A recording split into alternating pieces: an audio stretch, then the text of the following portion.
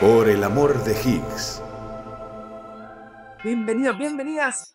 Un capítulo más de Por el amor de Higgs. Uno que retoma después de este pequeño parón. Ahora diremos por qué. Tiene que ver con algo de creación espontánea de materia desde la nada. Pero ahora explicaremos ese motivo. Por lo pronto, podemos decir que vuelve Por el amor de Higgs y vuelve ya de forma indeterminada. Es decir, ya esperemos que esto sea un flujo continuo de vídeos hablando de los temas que más te interesan, porque ya sabes que en este espacio tenemos un tratamiento amplio de temas que van desde la física más pura, filosofía, biología, neurociencia, intentando cubrir un espectro amplio de temas de interés en los que haya, por supuesto, que yo creo que el denominador común es una visión de cuestiones relacionadas con la existencia, con el mundo, con la realidad, cuestiones metafísicas que te puedan a ti también preocupar. Y con un tratamiento riguroso desde la ciencia y la filosofía. Hoy nos vamos a adentrar en una cuestión que no es menor. Desde hace un tiempo hemos podido observar, perdonen que estoy un poco con alergia, desde hace un tiempo he observado una proliferación de mensajes con los cuales se está argumentando que la ciencia está justificando a la existencia de Dios. Hay varios libros, así como canales de YouTube, que están empezando a lanzar un mensaje muy definido donde argumentan que la ciencia finalmente está favoreciendo la tesis teísta. Vamos a explorarlo con la excusa de este libro que se llama Dios, la ciencia y las pruebas, que ha sido número 1 de ventas en muchos países. En Francia, aquí atrás dice que en 250.000 ejemplares, lo cual es una locura. En España también ha estado eh, muy visible en muchas librerías y con mucho éxito. Y aquí alegan, pues eso, que hay pruebas definitivas desde la ciencia de la existencia de Dios. Si la verdad sea mentira, ¿qué podemos decir? Todo esto es lo que vamos a tratar en este vídeo. En general, sobre diferentes argumentos que se escribe de cómo la ciencia corrobora la hipótesis de Dios y en particular de la visión que tiene este libro. Y como siempre, para tener una profundidad más amplia sobre este tema, vamos a Rec. ¿Qué tal? Muy bien, el culpable en el parón, ¿no? Sí, creación espontánea de la nada. No sabemos muy bien cómo. Mi mujer y yo pues hemos tenido otro hijo, entonces yo no podía estar aquí haciendo...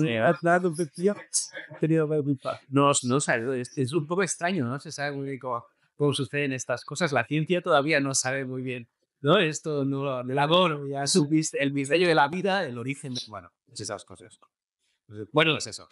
Feliz papi. Muchas gracias, sí, efectivamente. Tercer hijo. Tercer hijo, tercer hija en concreto, y muy contentos y para adelante, durmiendo poquito, pero bien. Sí, bueno, ese es el motivo en paro que ocurrió en septiembre, entonces en octubre, no, 1 de octubre, 1 de octubre. Pero bueno, desde septiembre era como cualquier momento puede ser, cualquier momento, no puedo parar porque cualquier momento puede ser. Efectivamente, son las cosas que pasan. Octubre nació y bueno, pues ya estamos aquí otra vez. Y echas de menos por el amor de Fic. Mucho, muchísimo. Nos ha sorprendido con mucha gente. Oye, ¿qué pasa? ¿Por qué se han Sí. parado? En plan, ¿qué os ha pasado? Incluso una vez en un comentario alguien me dijo, ¿es verdad que Javier y tú os habéis enfadado y os habéis demandado mutuamente? Y yo, pero la gente, ¿qué película se monta? O sea, es impresionante. Paras 2 semanas y es como, ¿se han enfadado y tal? Pues no lo hacemos. No, todavía. Todavía. Bueno, vamos al tema de este capítulo, que lo va a requerir mucho tiempo también. Sí. El libro se llama Dios, la ciencia y las pruebas. La primera pregunta es, ¿qué te ha parecido? Vale, yo he de decir que me lo quitaste muy mal. Entonces ya fui con una idea muy negativa y ya había leído algunas cosas, no de este libro, había leído algunos otros libros similares y sí que la impresión que me había llevado era muy mala y entonces este no estuvo como a la altura de esa impresión tan mala. Entonces quizás por ese motivo creo que sí que tiene algunas imprecisiones que vamos a comentar, pero quizás por ese motivo no tengo una opinión tan mala del libro como la que vos podías tener tú, ¿no? Pero dime tú, o sea, como científico y como persona agnóstica y tal, dime algo positivo del libro, pero dime en plan tu opinión así general. Vale, positivo es que me parece que está bastante bien documentado y han hecho una labor. Bueno, ellos son, que creo que es interesante decirlo, Sí. uno es un empresario, si no me equivoco, Sí. y el otro es un ingeniero informático. O sea, no estamos hablando tampoco ni de teólogos ni de científicos, y en cualquier caso, ninguno de ellos parece como un gran experto en la materia. Dicho esto, o sea, no es por desprestigiar, no quiero ir a una falacia ad hominem ni nada parecido, pero sí es verdad que lo que he visto es que hay una buena labor de documentación, que el libro es muy amplio y que recoge muchos aspectos diversos, y que la parte científica al menos la presenta de forma acorde. O sea, no he visto ningún gran fallo científico. Mi problema no está tanto en cómo presenta la ciencia, sino el salto que da desde la argumentación a las conclusiones, porque me parece muy atrevido. O sea, es verdad que la ciencia no hace grandes, no comete grandes fallos y está razonable. De hecho, el prólogo, esto quizás es interesante comentar, pero el prólogo lo escribe, ¿cómo se llama? Wilson, que es este que tuvo, o Robert Wilson, el que descubrió, ¿cómo era? Padre Nobel, padre Nobel. Pues a eso que tienes trazado. Premio Nobel de Física. Él es uno de los descubridores del fondo cósmico de microondas. Hay que decir que hay muchos premios Nobel. Y premio Nobel se puede dar a un tipo como Einstein que crea una teoría revolucionaria de no sé qué, o se puede dar a alguien que descubra algo por casualidad, sin gran profundidad.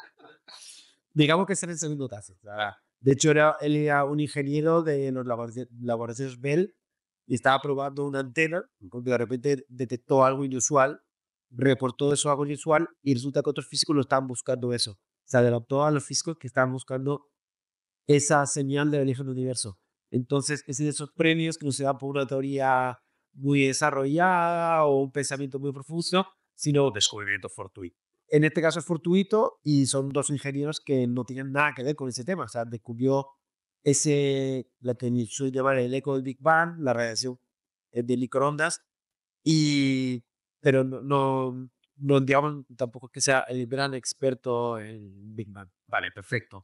Entonces, si te parece, revisamos un poquito Vale. la clave del libro. Sí. No vamos a centrar tampoco en ningún aspecto puntual, pero me gustaría recorrer principalmente tres áreas diferentes. Vale. El primero sobre las premisas científicas, el segundo sobre las conclusiones sobre esas premisas científicas, y el tercero me gustaría hacer un repaso a ciertas cosas sobre la historia, ¿no? Porque al final es un libro que también hace mucha énfasis en la historia de los desarrollos y creo que merece la pena detenerse también un poquito. Entonces, vayamos primero por la parte científica, que yo creo que es la que a mí me parece que está mejor desde el punto de vista de presentación. Entonces, ¿cómo lo has visto tú? Yo, desde el punto de vista de una persona que no estoy especializada en esos temas y tal, yo no vi ninguna cosa que dijera, uy, esto seguro que está mal. Entonces la parte científica yo la vi bien y no vi nada que dijera, esto no me suena de nada, ¿sabes? Sino que vi cosas como, vale, esto me suena, que ya se ha explotado, etcétera, etcétera, en plan del Big Bang, la inflación, el tema del ajuste fino tocan, me parece también poco. Sí. Ahora vemos, son 5 puntos, nos queda. Ahora vamos a ir uno por uno. Sí. Entonces, esa parte a mí, yo no vi nada que dijera que esto seguro que está mal, ¿sabes? Sino que en general me pareció correcto y me parece que era también una exposición sencilla de los distintos descubrimientos, etcétera. Está bien contado, está contado con respeto, o sea, realmente creo que has hecho un buen labor por esa parte. He de decir que es un formato un poco raro el libro, con derritas y tal, y de repente meten muchas citas, citature con citan.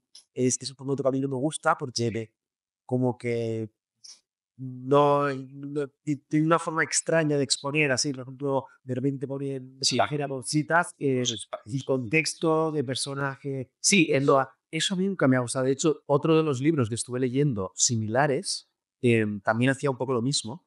De pronto te ponía un montón de citas y a veces incluso no te daba la referencia o eran citas que eran... Aquí sí que una cosa a favor que puedo decir es que, al menos en la mayoría, yo estuve viendo, te da todas las referencias que tú lo puedes buscar y tal, pero claro, uno tendría que hacer el trabajo de, vale, voy a ver exactamente dónde está esta cita, cuál es su contexto, porque, o sea, muchas veces a lo mejor te pone una cita de un científico que está hablando en plan, pues, que a lo mejor menciona la palabra de Dios, pero dices, vale, pero que está, claro, a lo mejor es metafórico, o sea, a lo mejor está utilizando la palabra de Dios simplemente en un sentido metafórico o para referirse más a un Dios como el Dios de Spinoza, etcétera, ¿no? Entonces, eso son cosas que uno tendría que ir al contexto exactamente. Pasa mucho con este, que lo han malinterpretado mucho porque, ojo, que Fuki siempre jugaba mucho con el viejito, decía, o Einstein decía el viejito, Hawking habla mucho de debería ir la mente de Dios, tener que considerarte. Son formas también metafóricas de referirse o ese, pues, esa poesía científica, ¿no? Un intento de darle un toque espiritual curioso a una forma atea de ver el mundo. Quería mostrar esta gráfica porque la repite varias veces en el libro. Es muy curiosa y yo creo que refleja muy bien la narrativa del libro. Explica un poco para la gente que lo esté escuchando. Esto es una línea temporal de 1500 a 2000 y tiene una línea curva porque lo que quiere representar son diferentes personalidades de la ciencia que escribieron tesis o desarrollaron descubrimientos que parecían apoyar una tesis materialista del mundo, en particular una visión del mundo ajena a la existencia de un Dios, y lo que él considera que hay un cambio de visión en el mundo, en el cual a partir de este momento empiezan a aparecer descubrimientos que revierten la situación. Es una gráfica rara porque no hay eje vertical, pero las cosas están puestas que es diferente. Y es rara porque aquí yo sí que, por ejemplo, aquí empezó a apreciar cierta manipulación. ¿No? Bueno, pues yo no creo que las tesis de Einstein supongan un cambio de rumbo con respecto al materialismo, a la forma del universo. Lo mismo lo puedo decir de otro lado. O sea, es verdad, por ejemplo, Laplace, su determinismo parece apoyar una tesis ajena a la existencia de Dios, pero, o Darwin, pero no veo que haya es más sobre simplificación de cómo funcionan las cosas, que son personas con mentes muy diversas, muy dispares y no todos tienen una cosmovisión similar. Y lo mismo pasa con ellos. No es como que se alineen todos y poco a poco vayan argumentando, sino son descubrimientos que tienen, pero que están un poco forzados, ¿no? Porque, por ejemplo, ya, tío, ya Einstein, que ya que la teoría de la relatividad supone un cambio en esta curva, pues a mí me parece un poquito forzado, ¿no? Pero es un poco lo que vende este libro, básicamente resumido en una frase. El mundo científico ha mostrado una tendencia hacia un materialismo durante los últimos 3 siglos y desde mitad del siglo pasado se han dado un conjunto de descubrimientos que deshacen esa evolución hacia una nueva dirección. Y esa nueva dirección es una dirección que apunta a la existencia de un Dios. Esa es la tesis fundamental de este libro. Es una buena pregunta. O sea, yo sí que diría que hay algunos descubrimientos que ya no son descubrimientos nuevos, ¿no? Pues esa también es otra cosa. A veces se presenta estos descubrimientos como muy nuevos o nuevos y tal. Y dices, a ver, muy nuevos tampoco son, ¿no? Estamos hablando de que prácticamente cosas del último siglo más o menos, ¿no? Entonces, pero sí que diría que hay cosas como que son sugerentes al menos y que quizás son más esperables. Bueno, más esperables no, son menos esperables desde una hipótesis materialista atea que desde una hipótesis teísta, ¿no? Pero quizás yo sería un poquito más reservado que lo que a veces, se suele ser, ¿no? Este libro, en general, el tono, me pareció, no me pareció tan, bueno, no es la palabra exacta que estoy buscando, pero no me pareció tan soberbio como quizás otros divulgadores que he visto, que más o menos tratan de lo mismo, que a lo mejor te están diciendo, ¿Verdad?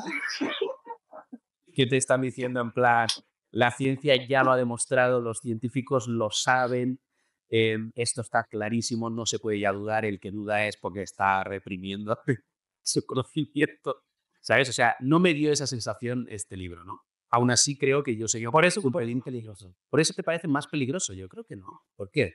Me parece peligroso porque, ya te digo, esta narrativa no las dejamos. Bueno, no, claro, o sea, hacer una línea en plan como muy clara, muy simplificada, sí, ahí estoy de acuerdo. Esta narrativa no ver falaz No. y el hecho de que no sea tan agresiva te parece más amistosa Vale. y luego más fácil de... Me parece, Vale. y lo hablaremos, ¿no? Me parece que se fuerza la historia y se fuerza, es como que va al revés, ¿no? Uno intenta de los datos a favor de una narrativa y aquí tiene una narrativa y quiere forzarla de los datos, ¿no? O sea, me parece que hay una forma poco honesta de explicar el desarrollo científico de los últimos 100 años para que se acoja a su tesis. Y eso me parece deshonesto Sí. y me parece tramposo Sí. y me parece peligroso porque la persona que lo lee obviamente es un libro que está bien documentado, que está bien escrito, no es soberbio, la forma de explicar las cosas me parece que está bien, pero se nota, hay capítulos que hablaremos que directamente dices, este es monizado. Sí. No, y estoy de acuerdo contigo sobre todo en lo que dices de, bueno, cuando a veces se presenta quizás la historia desde una óptica muy concreta, que eso pasa mucho también desde el bando materialista ateo. Se hace como toda una historia, parece que se hace una historia de la ciencia que es como cada vez dando pasos hacia el materialismo, ¿no? Y eso también cuando uno va realmente a la historia que no esté contada desde esa perspectiva ideológica, ve que es mucho más... em, más complicado, ¿vale? Es más complicada la realidad que esa narrativa lineal. Entonces, en ese sentido sí que estoy de acuerdo. Pero hace cualquier grupo con un cierto tipo de interés a la historia, lo que yo creo que se hace es manipular la historia. De que hay algún tipo de ideología, manipulan la historia para que te favorezca o para que te justifique. Sí. El libro famoso de 1984, lo que tiene es un ministerio que lo que hace es manipular la historia y continuamente la reescribe en función de su narrativa. Y esto peligroso porque la historia debería ser una ciencia, no es exacta, pero debe ser una ciencia y las manipulaciones pues son peligrosas porque sí, se está esforzando la realidad para que te acostumbre a ti y debería ser al revés. O sea, la historia siempre es más complicada que ese tipo de narrativas unidireccionales, ¿no? Por decirlo de alguna manera. Entonces, en ese sentido, sí. O sea, lo que yo decía al inicio o sea, sí que creo que hay algunos resultados científicos más o menos contemporáneos que son sorprendentes bajo una hipótesis materialista atea, ¿no? En plan, todo el tema del inicio del universo, lo que estuvimos hablando, ¿no? O sea, si uno parte de una hipótesis materialista atea, lo que parece que tiene más sentido es la eternidad del mundo.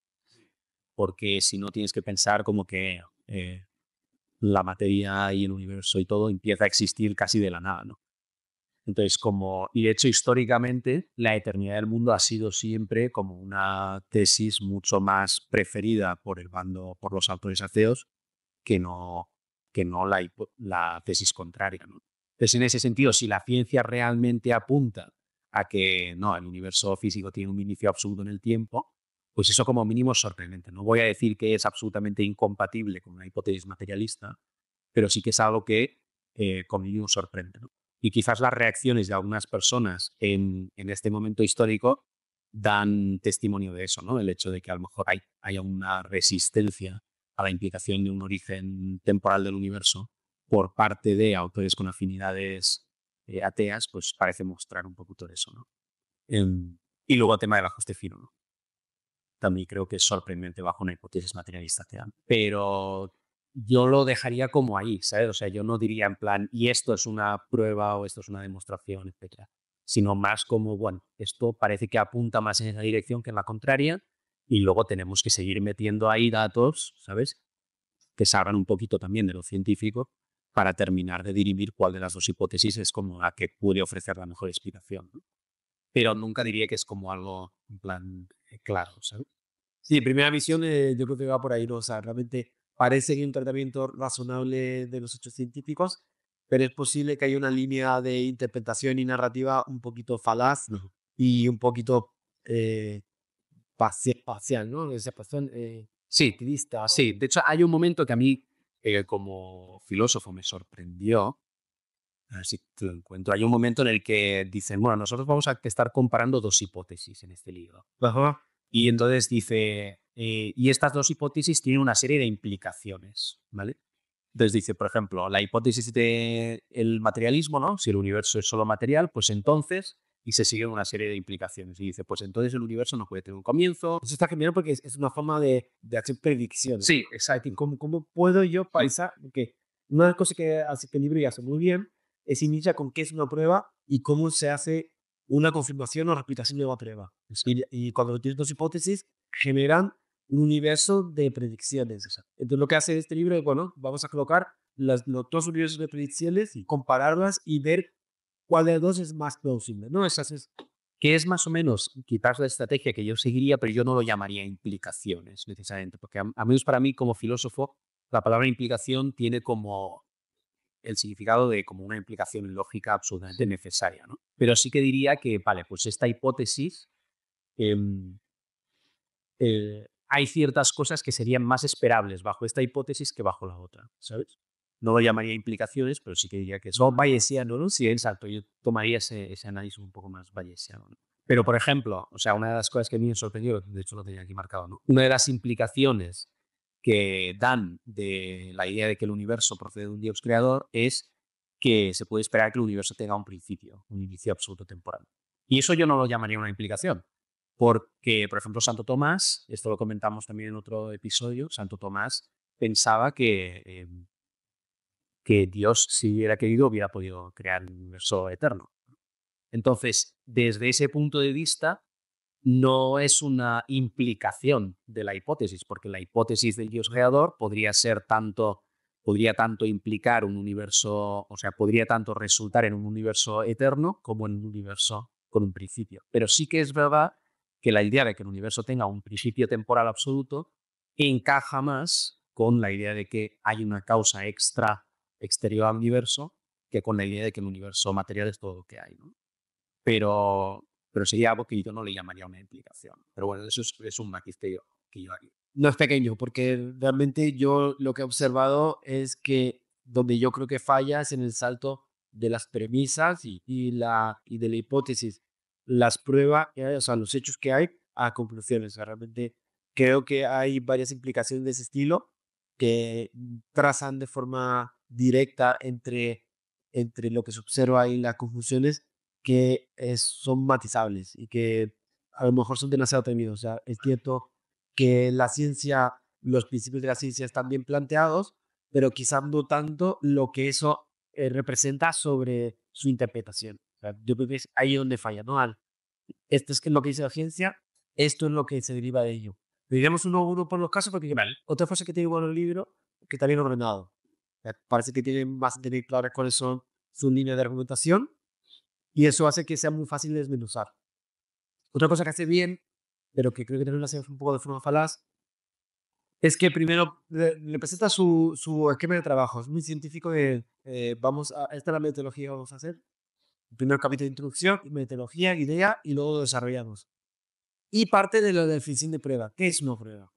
De bien, pues porque si vamos a utilizar cierto lenguaje, vamos a primero establecer cuáles son las reglas del juego, ¿no? O sea, me base en la muy bien.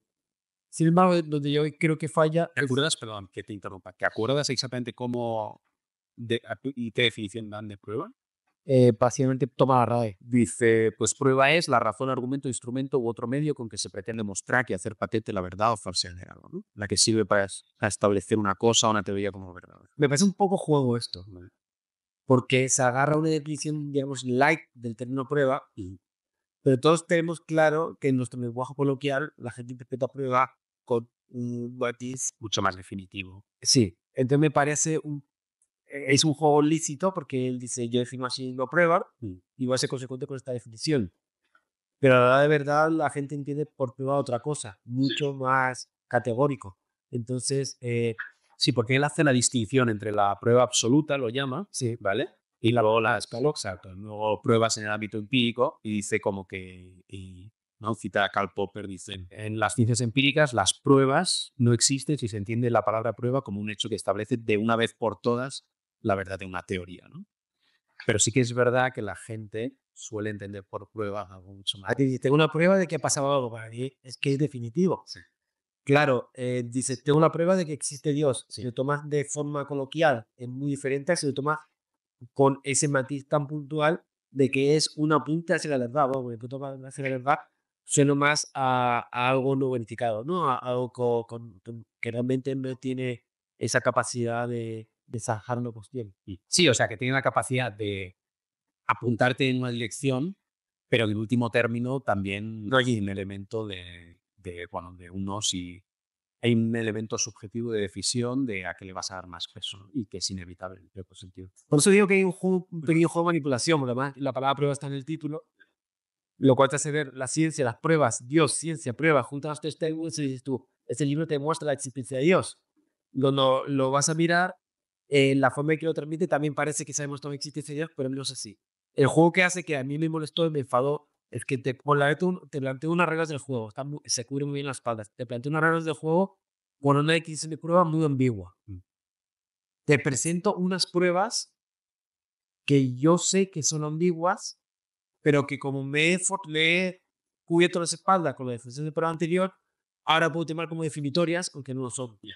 Entonces, básicamente hay una revisión de los resultados científicos que son muy ambiguos y muy abiertos, y de alguna forma te los maquilla históricamente y narrativamente para que parezca que van en una dirección muy determinada, que es la que ellos quieren justificar, pero que en definitiva estamos en punto de partida. No. Yo creo que el resumen de este libro es, estamos igual que antes de leerlo. O sea, no hay nada, si tiramos de la palabra pura, lo que usamos en un término coloquial, no existe ninguna prueba de la existencia de Dios, y todos son, como decíamos antes, perfiles, datos científicos que, conforme a tus creencias y tu posición, pues pueden que te cambien o te altere un poquito tu balance bayesiano a que ya estás haciendo una cosa u otra según como tú interpretes.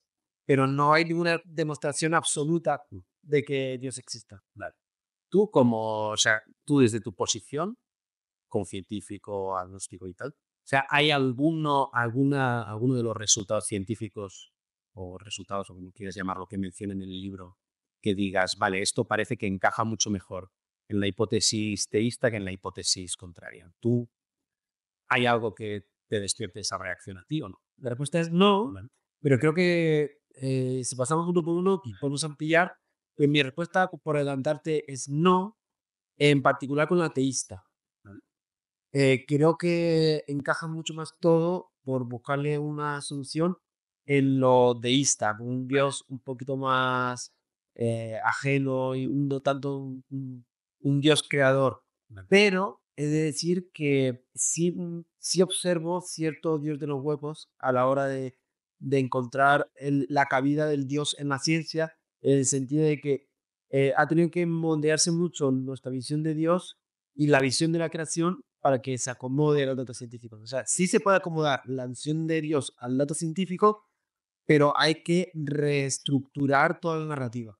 O sea, del Dios abrahámico, creador, el que te da unas tablas de no sé qué, que hace milagros, que transforma la realidad, al Dios que se percibe con los leyes de la física, hay un salto narrativo importante. ¿Se puede hacer? Sí, pero no es cualquier Más, podemos hablar de eso. Yo, por hacer un matiz, claro, yo como filósofo, en filosofía, teísmo, ¿sí? La palabra teísmo engloba el deísmo, ¿vale? O sea, el deísmo es el término general, ¿vale? Y entonces, dentro del teísmo está ya el deísmo y el teísmo más típico, ¿sí? De un dios que interviene, ¿no?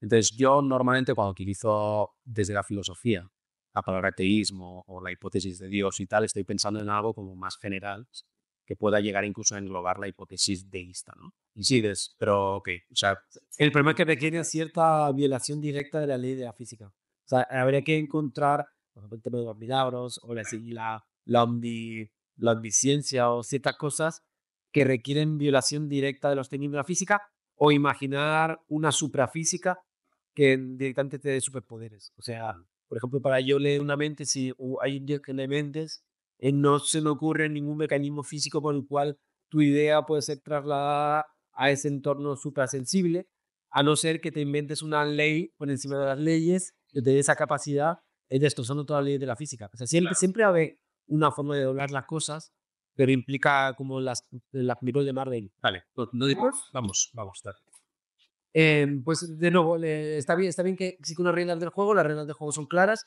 Vamos a comparar la tesis materialista con la tesis religiosa.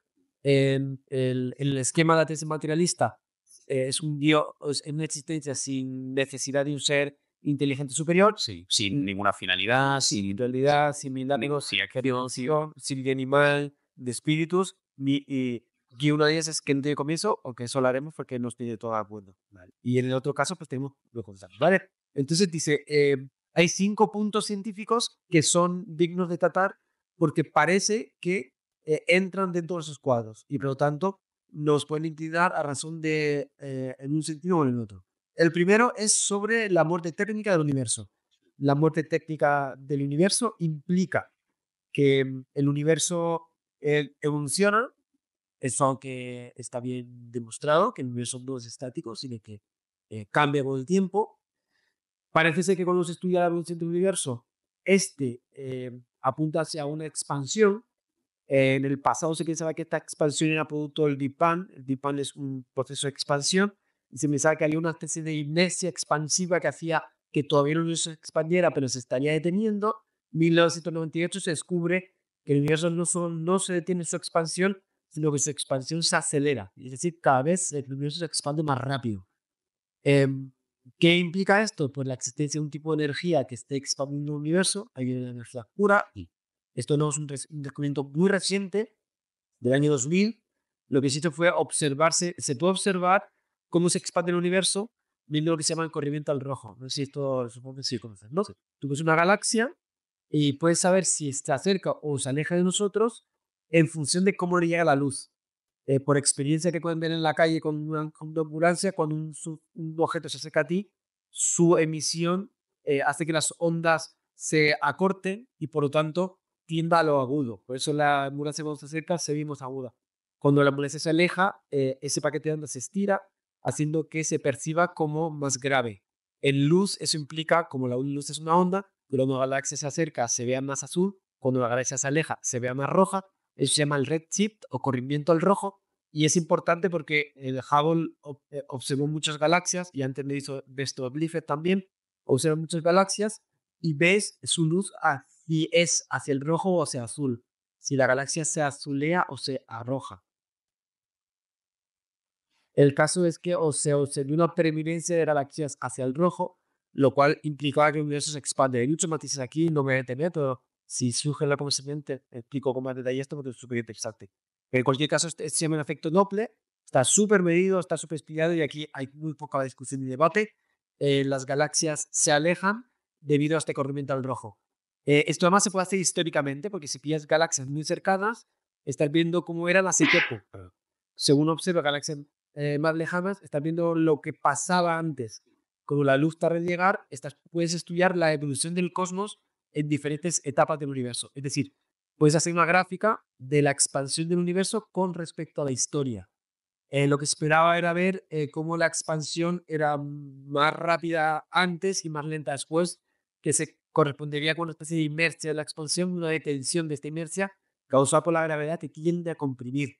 ¿Qué es lo que se observó? Pues que realmente estos puntos que se parecían ir cada vez más lenta la expansión, de repente, en un punto cerca de los 7.000 millones de años después del Big Bang, había un cambio de tendencia. Entonces, el universo cada vez iba más lento su expansión y empezó a acelerarse.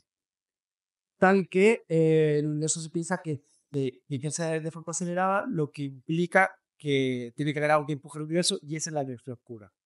Si tomamos este argumento y lo llevamos hacia el futuro, en cuanto a cuál es el futuro del universo, al ver de Alexander Freeman, decía que haría 3, el universo puede ser cerrado, es decir, tomando la ley de Einstein de la relatividad, solo hay 3 futuros para el universo: que el universo nazca, se expanda y se comprima.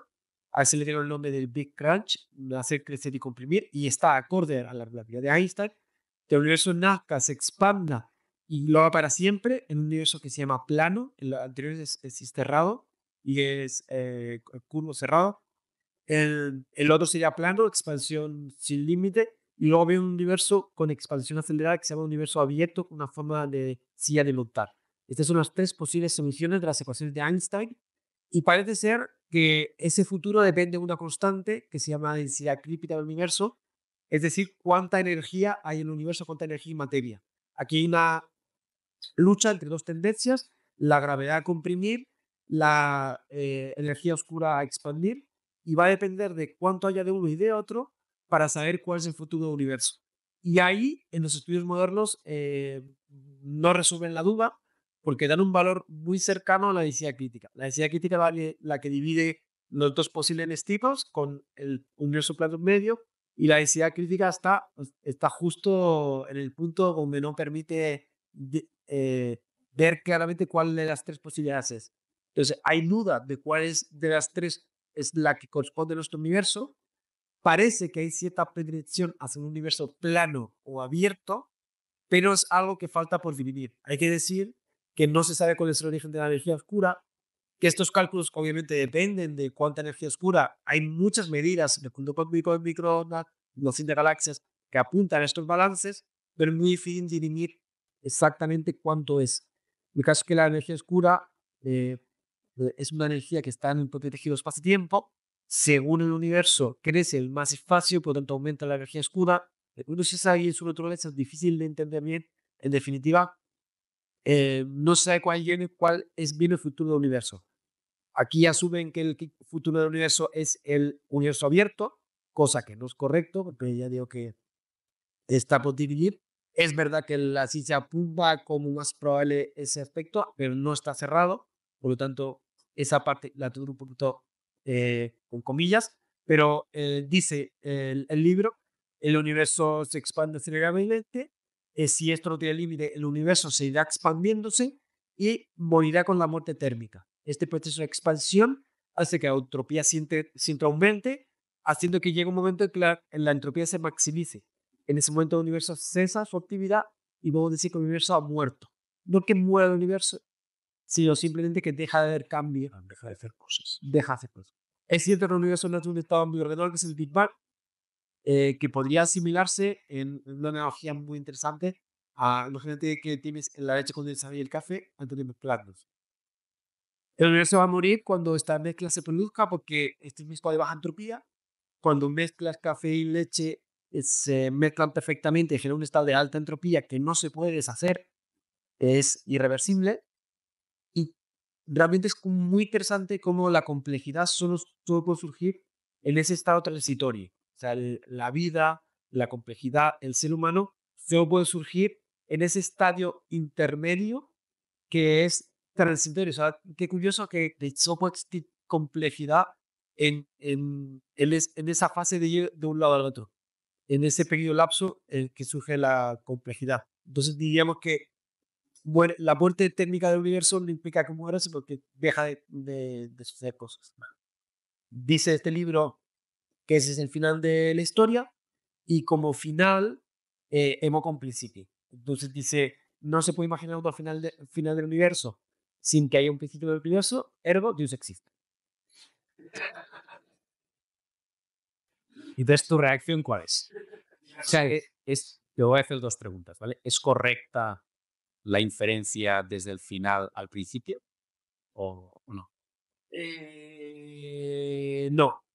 Bueno, primero hay una premisa que no es correcta, que es la de el universo va a morir técnicamente. Es una de las posibilidades que ya sabemos que la ciencia continuamente con nuevos datos es capaz de cambiar visiones. Este dato del año 2000, o sea, porque ha pasado todo el tiempo y puede ser perfectamente alterado por miras futuras. La misma es exactamente la misma crítica que le hago a los ateos. Estás, de alguna forma, suponiendo cosas sobre el universo cuando el ser humano tiene un conocimiento muy incompleto. O sea, es muy atrevido de repente saltar a esas conclusiones cuando la ciencia nos demuestra que hay muchas cosas que no sabemos y es que estamos hablando de energía oscura. No sabemos, directamente no sabemos el origen de la energía oscura. ¿Cómo puedes saltar a una conclusión tan importante, tan arriesgada, cuando la propia premisa parte de un hecho que no se conoce? No se conoce científicamente. Es el 96% del universo es materia oscura y energía oscura y su nombre implica desconocimiento absoluto. Entonces es muy arriesgado saltar a una conclusión cuando la propia premisa parte de un aspecto científico tan desconocido. Lo mismo pasa con los ateos, exactamente. ¿Cómo puedes descartar la existencia de Dios sobre una profesión material de universo tan enigmática, ¿no? Que todavía sigue tan lejos de estar cerrada? Eso para empezar. Y luego la conclusión. Primero me chirría, y aquí creo que tú tienes más que comentar, que la existencia de un final necesariamente implique la existencia de un inicio. Y finalmente que ese fin no es un fin absoluto, en el sentido de que hay otra cosa que no sabemos en física y es cómo se genera un estado de orden tanto como el Big Bang. No podemos estar seguros de que ese estado desordenado, de alguna forma, por algún mecanismo que desconocemos, genera otro impacto. Hay en principio estos Amazon. Principio de recurrencia buscaré. Y te gusta este libro como ya. Hombre, Giovanni Reale. Este no le lío, acá. Yo soy más del Copperstone. El Copperstone no da más. Es el que hizo siempre. Es muy guau también. Pero este es muy guau también, se recomienda un montón. Giovanni Reale. Giovanni Reale. Me leí el primero y me gustó mucho. Bueno, decía, Poncaré. Hay un aspecto dentro de... la ley de la entropía es muy diferente del resto de ley de la física. Porque la ley de Newton F igual a M por A es inviolable. No existe ninguna forma de ir en contra de ella. ¿Y si le añades la H? Esa es otra ley inviolable. Pero la ley de entropía es una ley estadística que sí se puede revertir. Eso había escuchado. En el sentido de que nada impide que algo disminuya en entropía. Simplemente es poco probable. Ya, pero si tienes un tipo que tiende a infinito, puede volver a superarse. Eso en primer lugar, o sea, realmente la muerte térmica va hacia la máxima entropía, pero lo mismo que no podemos estar seguros que de aquí no se forme un hielo, simplemente es poco probable que coincida que todos los átomos se conjuren aleatoriamente para generar un hielo. El proceso es lo más contrario, que el hielo se deshaga. No sabemos cómo surge el Big Bang. Y la posibilidad es que realmente sea una mutación aleatoria tan casual que no se dé de forma común, pero nada quita que en un tiempo infinito se vuelva a dar. Es decir, esa muerte térmica a lo mejor no es el final de la historia. Y luego hay un teorema que se llama el teorema de recurrencia de Poincaré, y quiere decir que al final la entropía hace que las cosas evolucionen hacia estados más probables. Pero el principio con tiempo ilimitado, todos los estados son visitables. En ese sentido, lo que ocurre en un sistema físico es un viaje por todos los estados posibles, donde casi todos los estados posibles son el agua líquida, pero en algún momento ese estado puede saltar a uno de hielo. De hecho, el teorema de recurrencia Poincaré dice que en algún momento se tiene que pasar por ahí. Hay un vídeo hay un documental de Netflix que luego se hizo muy viral por un vídeo en el que sería una manzana en una caja. Y decía, ¿qué pasará con esta manzana en esta caja si se deja pasar mucho tiempo? Por lo que dice el vídeo es, bueno, pues la manzana se da poco a poco, esa materia genera puredumbre y de repente, en algún momento, después de los siglos y los siglos y los siglos y los siglos, volverá a aparecer la manzana. Porque es un estado posible de la materia dentro de la caja y aunque nosotros no lo vemos porque nuestros tiempos de vida son muy cortos, lo natural es que se vaya hacia una dirección determinada porque es más probable. Que sea más probable no significa que sea imposible. Y en algún momento se formará a la Lozama. No solo Lozama, se montará una silla, se montará una escalera, se montará a Enrique filosofando, se puede montar un cerebro que te piense que existe. O sea, al final, toda reordenación. No, por somos eso. Al final, esa es la teoría del cerebro de Boltzmann. Es decir, ¿qué se puede formar de forma aleatoria? Pues muchas cosas. ¿Cuáles son las más probables?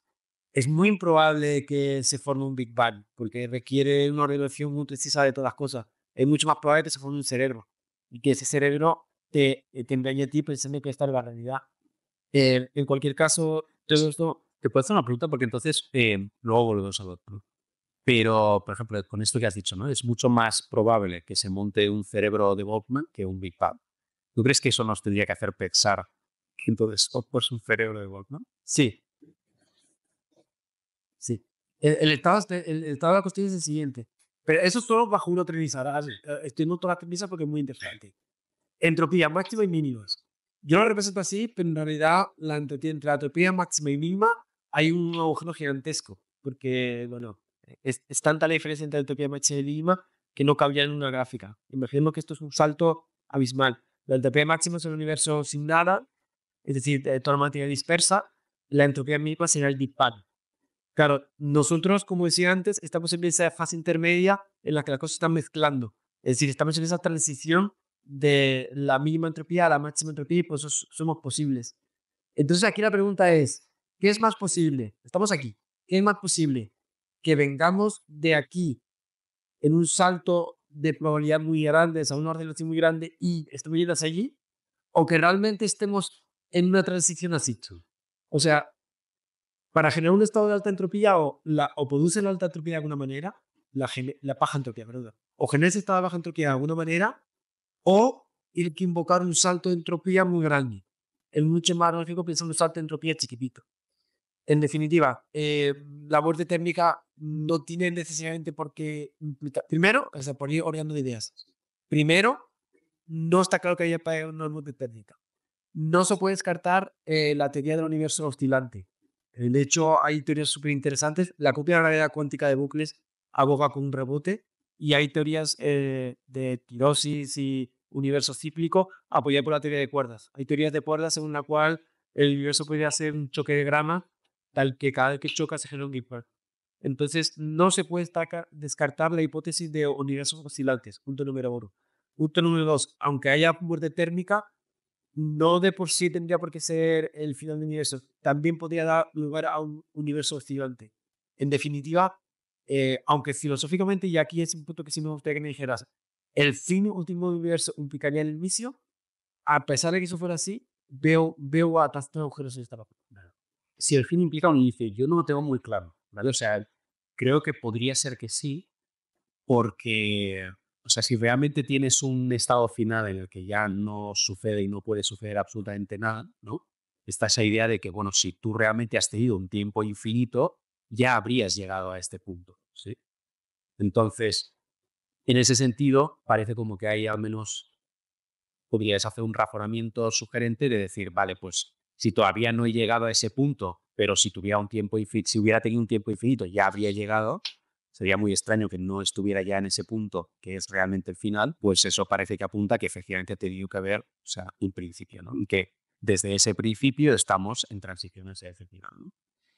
Lo que tú has comentado de que, claro, no es, incluso si hay un estado de muerte térmica, eso no sabía que había otras posibilidades abiertas, pero sí que había leído que ese estado de muerte térmica no tiene por qué significar ese final tan absoluto en el que no puede pasar nada, ¿no? Porque al final es una cuestión probabilística. Por mucho que sea una probabilidad muy pequeña, si tú postulas un tiempo que tiende a infinito, puede volver a darse, ¿no? Esa fluctuación, eh, lo que como quieras llamar, ¿no? Que por muy improbable que sea, pues en un tiempo que tiende a infinito, pues se puede volver a dar y hemos vuelto a empezar, ¿no? Y entonces eso, pues se podría encajar dentro de la idea de una eternidad del universo. Y hay una eternidad del universo en el que infinitas veces ha pasado eso, ¿no?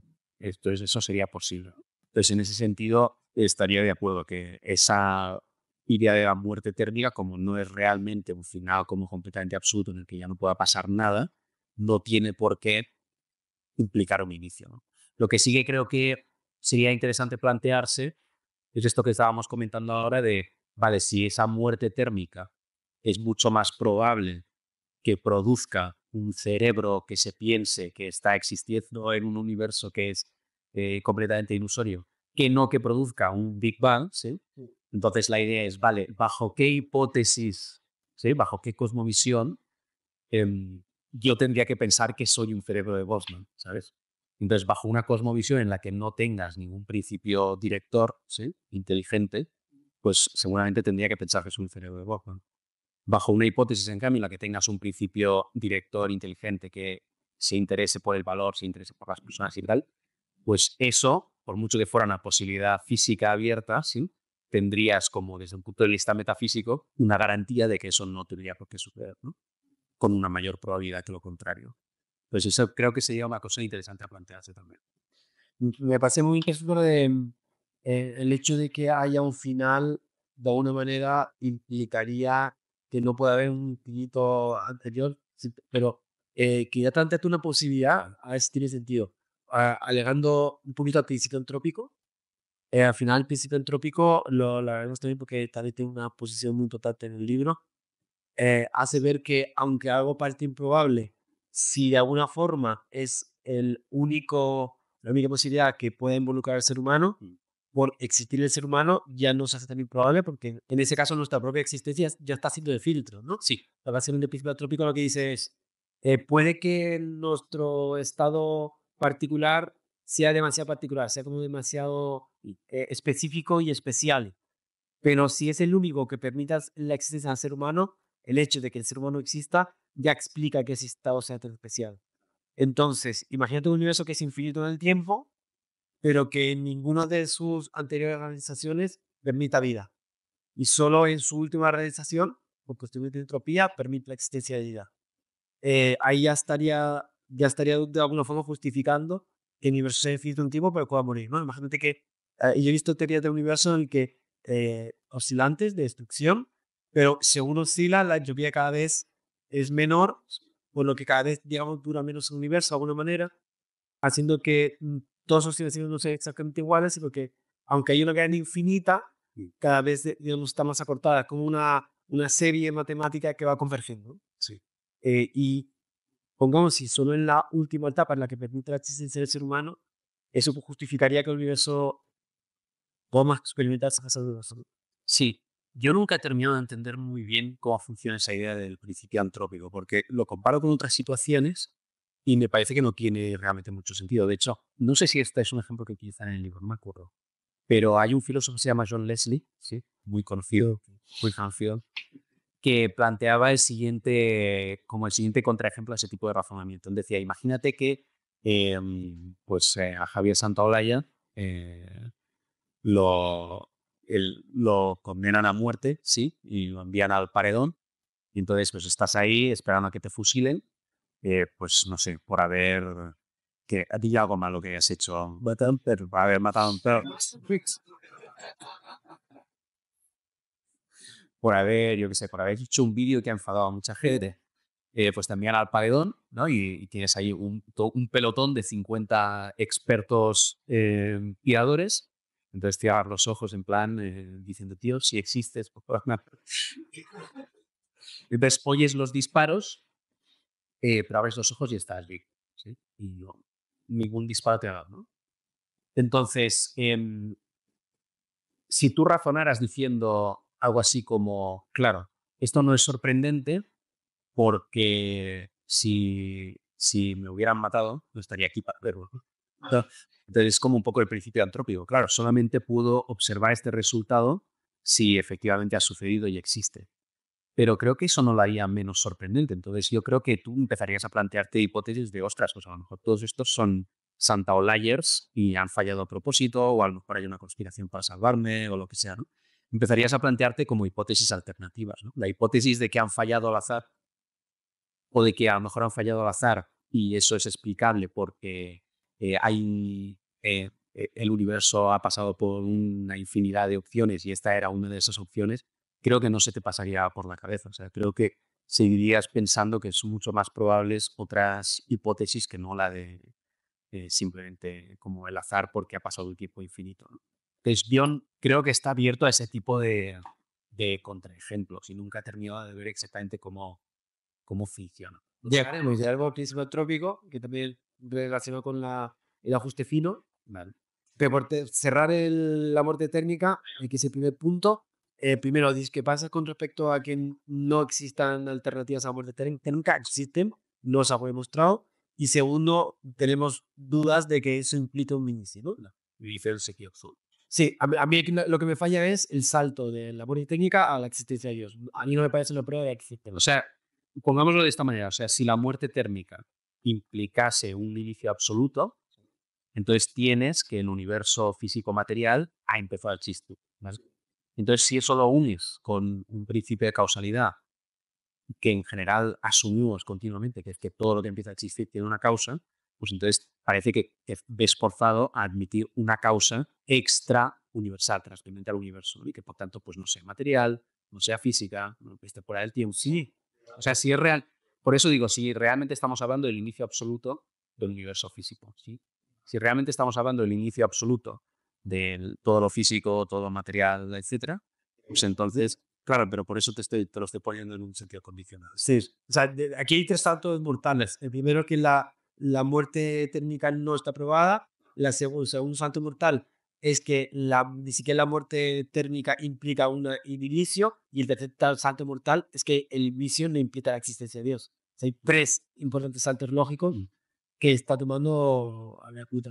Vale. O sea, yo lo que diría es, si realmente tienes un inicio absoluto, ¿sí? De todo lo material. Llegamos a eso ahora. Vale. Porque el siguiente punto es así. Pues el primer punto es la muerte térmica. No, mentira. El segundo es la teoría de la relatividad. Vale, okay.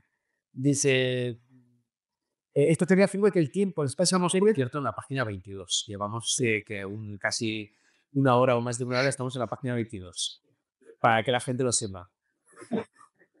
De un libro que son como 500. Bueno, sí, continúa. Dice, esta teoría afirma que el tiempo, el espacio y la materia están vinculados y que ninguno de los tres puede existir sin nosotros. Lo que implica necesariamente que si existe una causa por el origen de nuestro universo, esta causa no puede ser ni temporal, ni espacial, ni material. Yo sé cómo vuestro tiempo.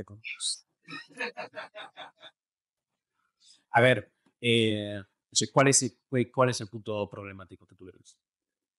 Yo no entiendo que esto sea un argumento ni decisivo ni en contra. O sea, no entiendo, o sea, que tiene que. No sé por qué sale hasta de aquí. En la gráfica, en la línea. No sé qué tiene que Einstein con. Vale, ok. O sea, yo este no como la relatividad me parece una teoría científica que en ningún momento he podido jamás, y mira que le doy vuelta, vincular ni con un lado ni con otro a existencia de Dios. Vale, entiendo.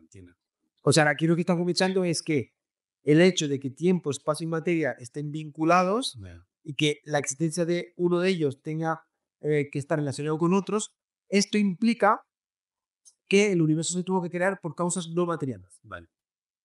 Es decir, hay que salirse del universo material para entender su causa, porque espacio, tiempo y materia están relacionados. Vale. Yo no sé la idea de tema de la tabla, tal, pero Yo lo que creo que tienen en mente es lo siguiente, ¿vale? O sea, por lo menos lo que decía yo. Si realmente estamos hablando de que tenemos un inicio absoluto de lo material, lo temporal, lo físico, y aceptamos un cierto principio de causalidad, que también lo podríamos discutir, pero supongamos que lo aceptamos, pues entonces tienes que eso que ha empezado a existir ha de tener una causa, ¿vale? Pero si lo que ha empezado a existir es lo material, lo físico, lo temporal, lo espacial, la causa no puede ser nada de eso, ¿sí? Tiene que ser inmaterial, atemporal, no espacial, no física, ¿vale? Obviamente, uno puede imaginar hipótesis en las que hay una causa que cumpla todos esos requisitos y que no sea Dios, ¿vale? Uno puede hacerlo. Pero es verdad que, bueno, uno va sumando cosas, ¿no? Va sumando cosillas. Entonces vas sumando como los distintos atributos clásicos. Entonces ese inicio absoluto del universo te permitiría, de nuevo, asumiendo, o sea, todo esto es condicional, ¿vale? Asumiendo que realmente es un inicio absoluto, pues te permitiría afirmar que ese universo tiene una causa inmaterial, atemporal, no física, no espacial, etc. ¿Sí? Y poco a poco te vas acercando a la hipótesis teísta. Entonces sería como un resultado que confirmaría, ¿no? Por ponerlo desde un punto de vista así más científico, ¿no? Confirmaría un poco esa hipótesis, no la demostraría al 100%. Yo creo que eso es lo que tienen en mente. Vale, güey. Como yo lo intentaría plantear. Vale. no sé ¿Cuál es como el punto en el que no estarías? básicamente que el hecho de que el mundo sea material, a mí me parece que aprieta al contrario. O sea, no me entiendo cómo que el hecho de que exista tiempo, espacio y materia involucra la existencia de algo no material que lo genere. Vale. O sea, expone este universo autocontenido donde. Vale, primero de ser muy, donde con la materia y luego incluso de creación. O sea, te lo pongo de esta manera.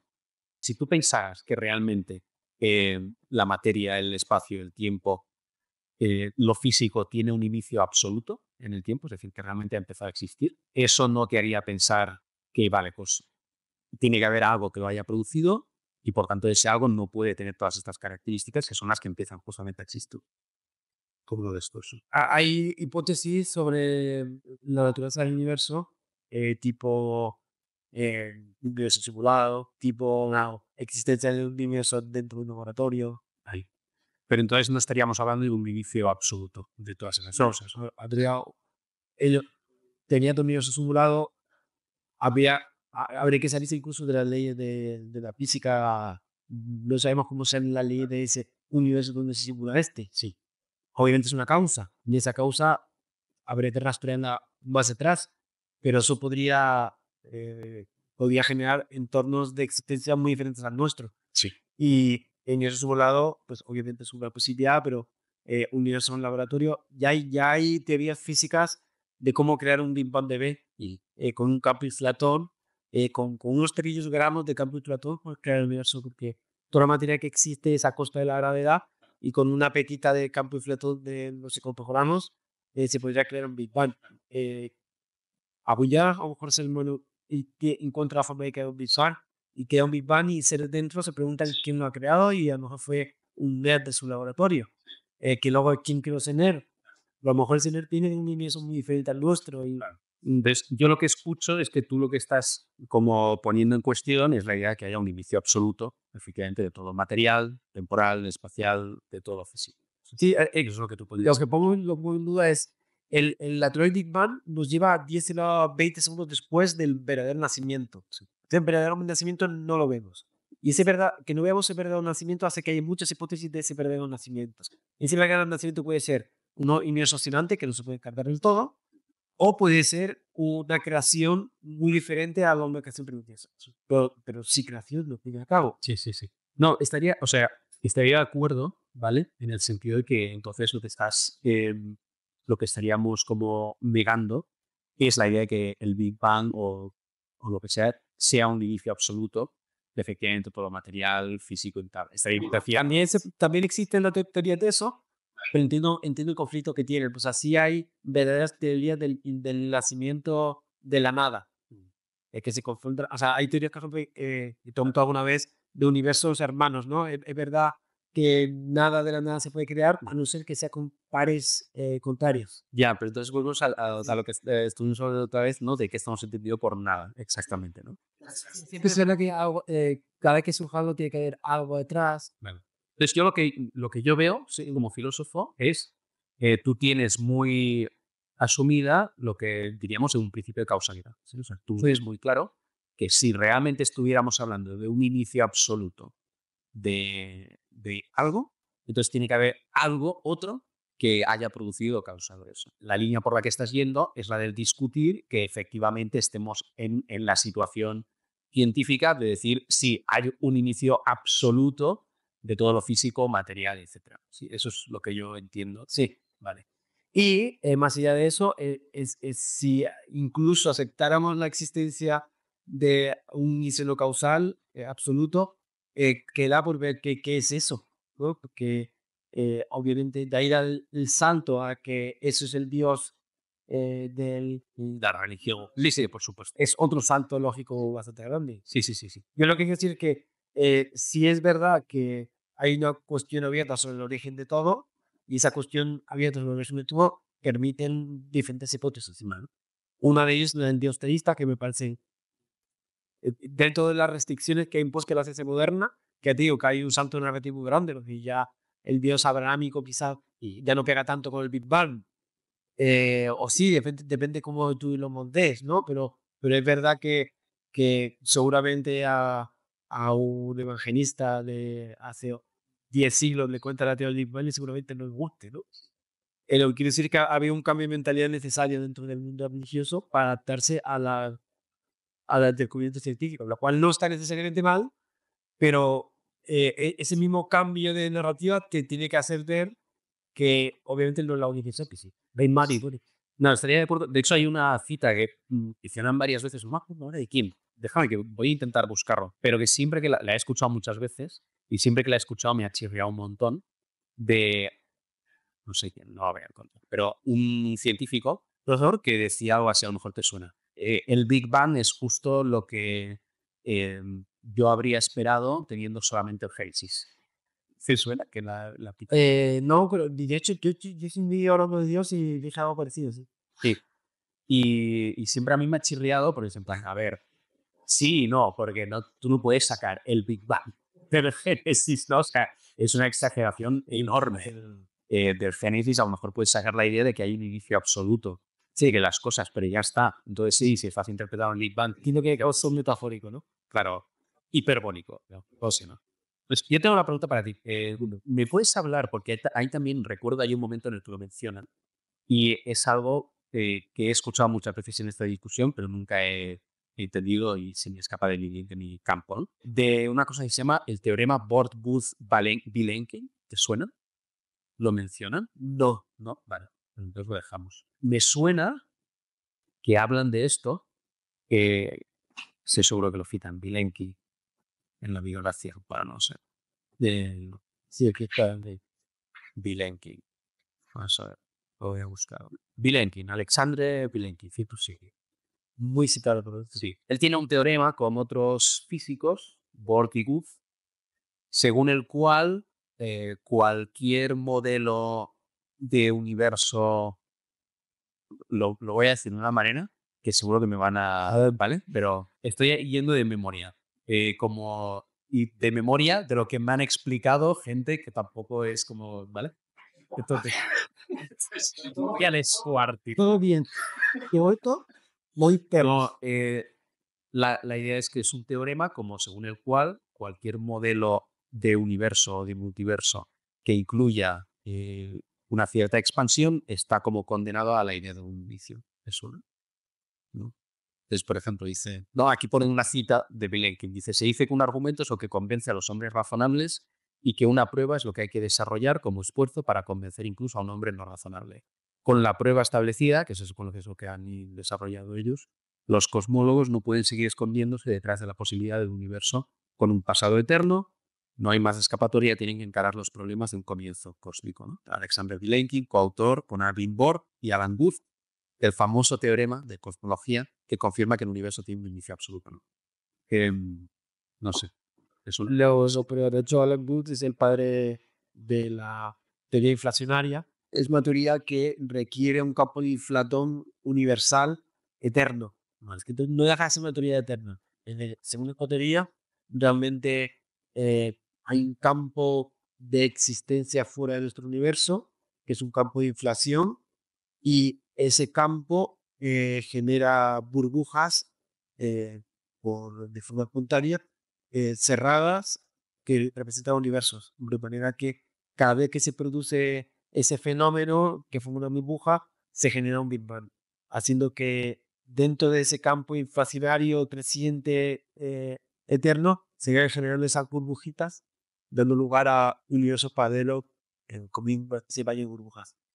Pero claro, se trata de existencia de ese campo de Platón que es eterno. Bueno, o sea, si hay formas de tener una teoría del Big Bang, claro, aquí tenemos que el Big Bang dentro de un universo eterno. Sí. El hecho de que haya un comienzo de nuestro universo físico no implica que el universo necesariamente ha de tener el inicio y no haya nada antes. O sea, esta propia teoría de Alan Guth ya demuestra que es compatible el Big Bang con un universo físico. Pasamos al siguiente punto. Pero este me deja muy intrigado a mí porque la relatividad a mí personalmente no me parece nada a mi favor ni en contra. El siguiente es el Big Bang, que yo creo que ya hemos hablado de alguna manera, ¿no? Sí. La existencia del Big Bang.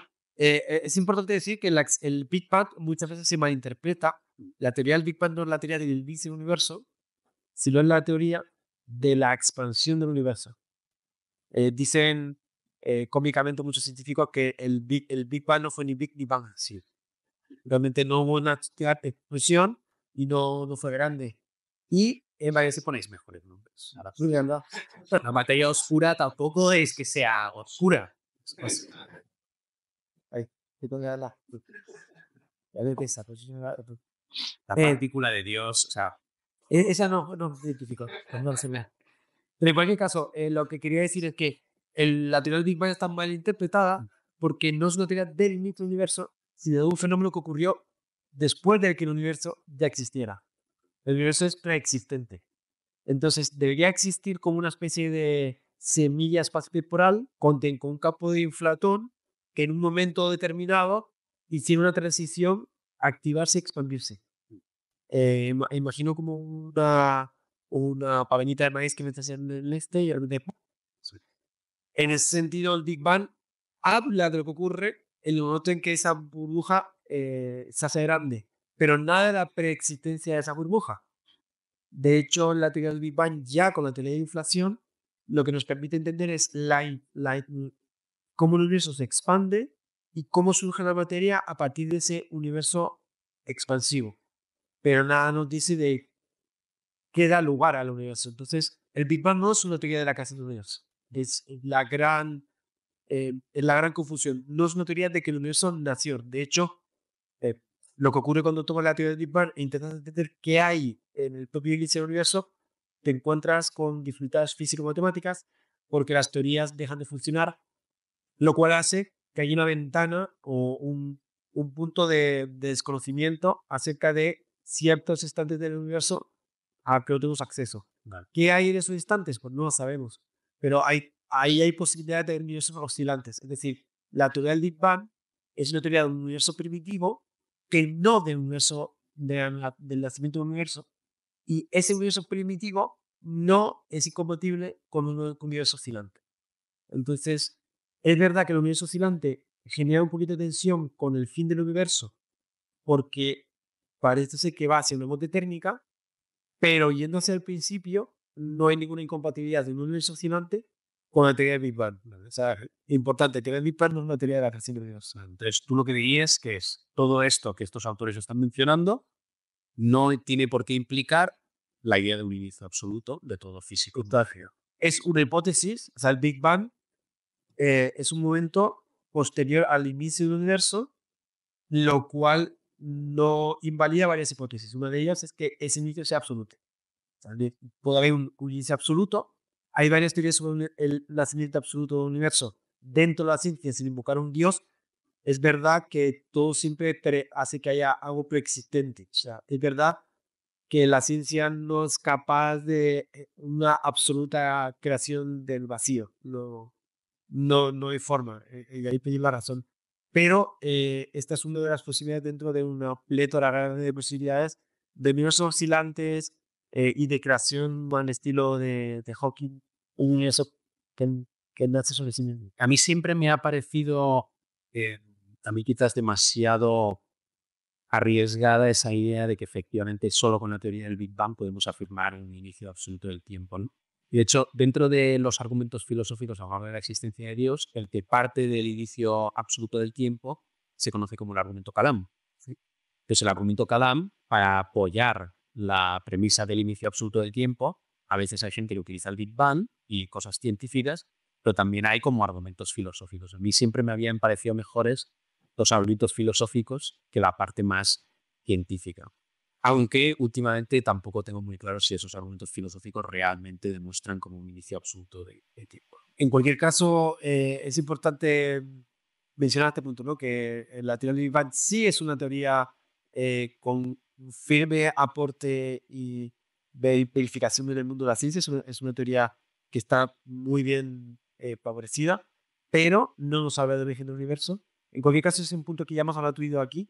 Mientras que la ciencia es capaz de acomodar un mundo sin una inteligencia superior, tanto un universo eterno como un universo con un vicio, ¿es la religión, por no la cristiana, compatible con un universo eterno? Mm. Em, pues yo creo, sí, va a depender un poco. Por ejemplo, si uno es protestante, que en plan, pues yo me guío solo por la escritura y tal, creo que se podría llegar a hacer compatible la idea de un universo eterno, ¿sí? Con la existencia de Dios, incluso con el cristianismo. Hemos comentado otras veces que Santo Tomás, ¿sí? Pensaba que no se podía demostrar que el universo tenía un inicio temporal, que él decía eso es algo que sabemos por fe, pero no lo podemos demostrar con la razón.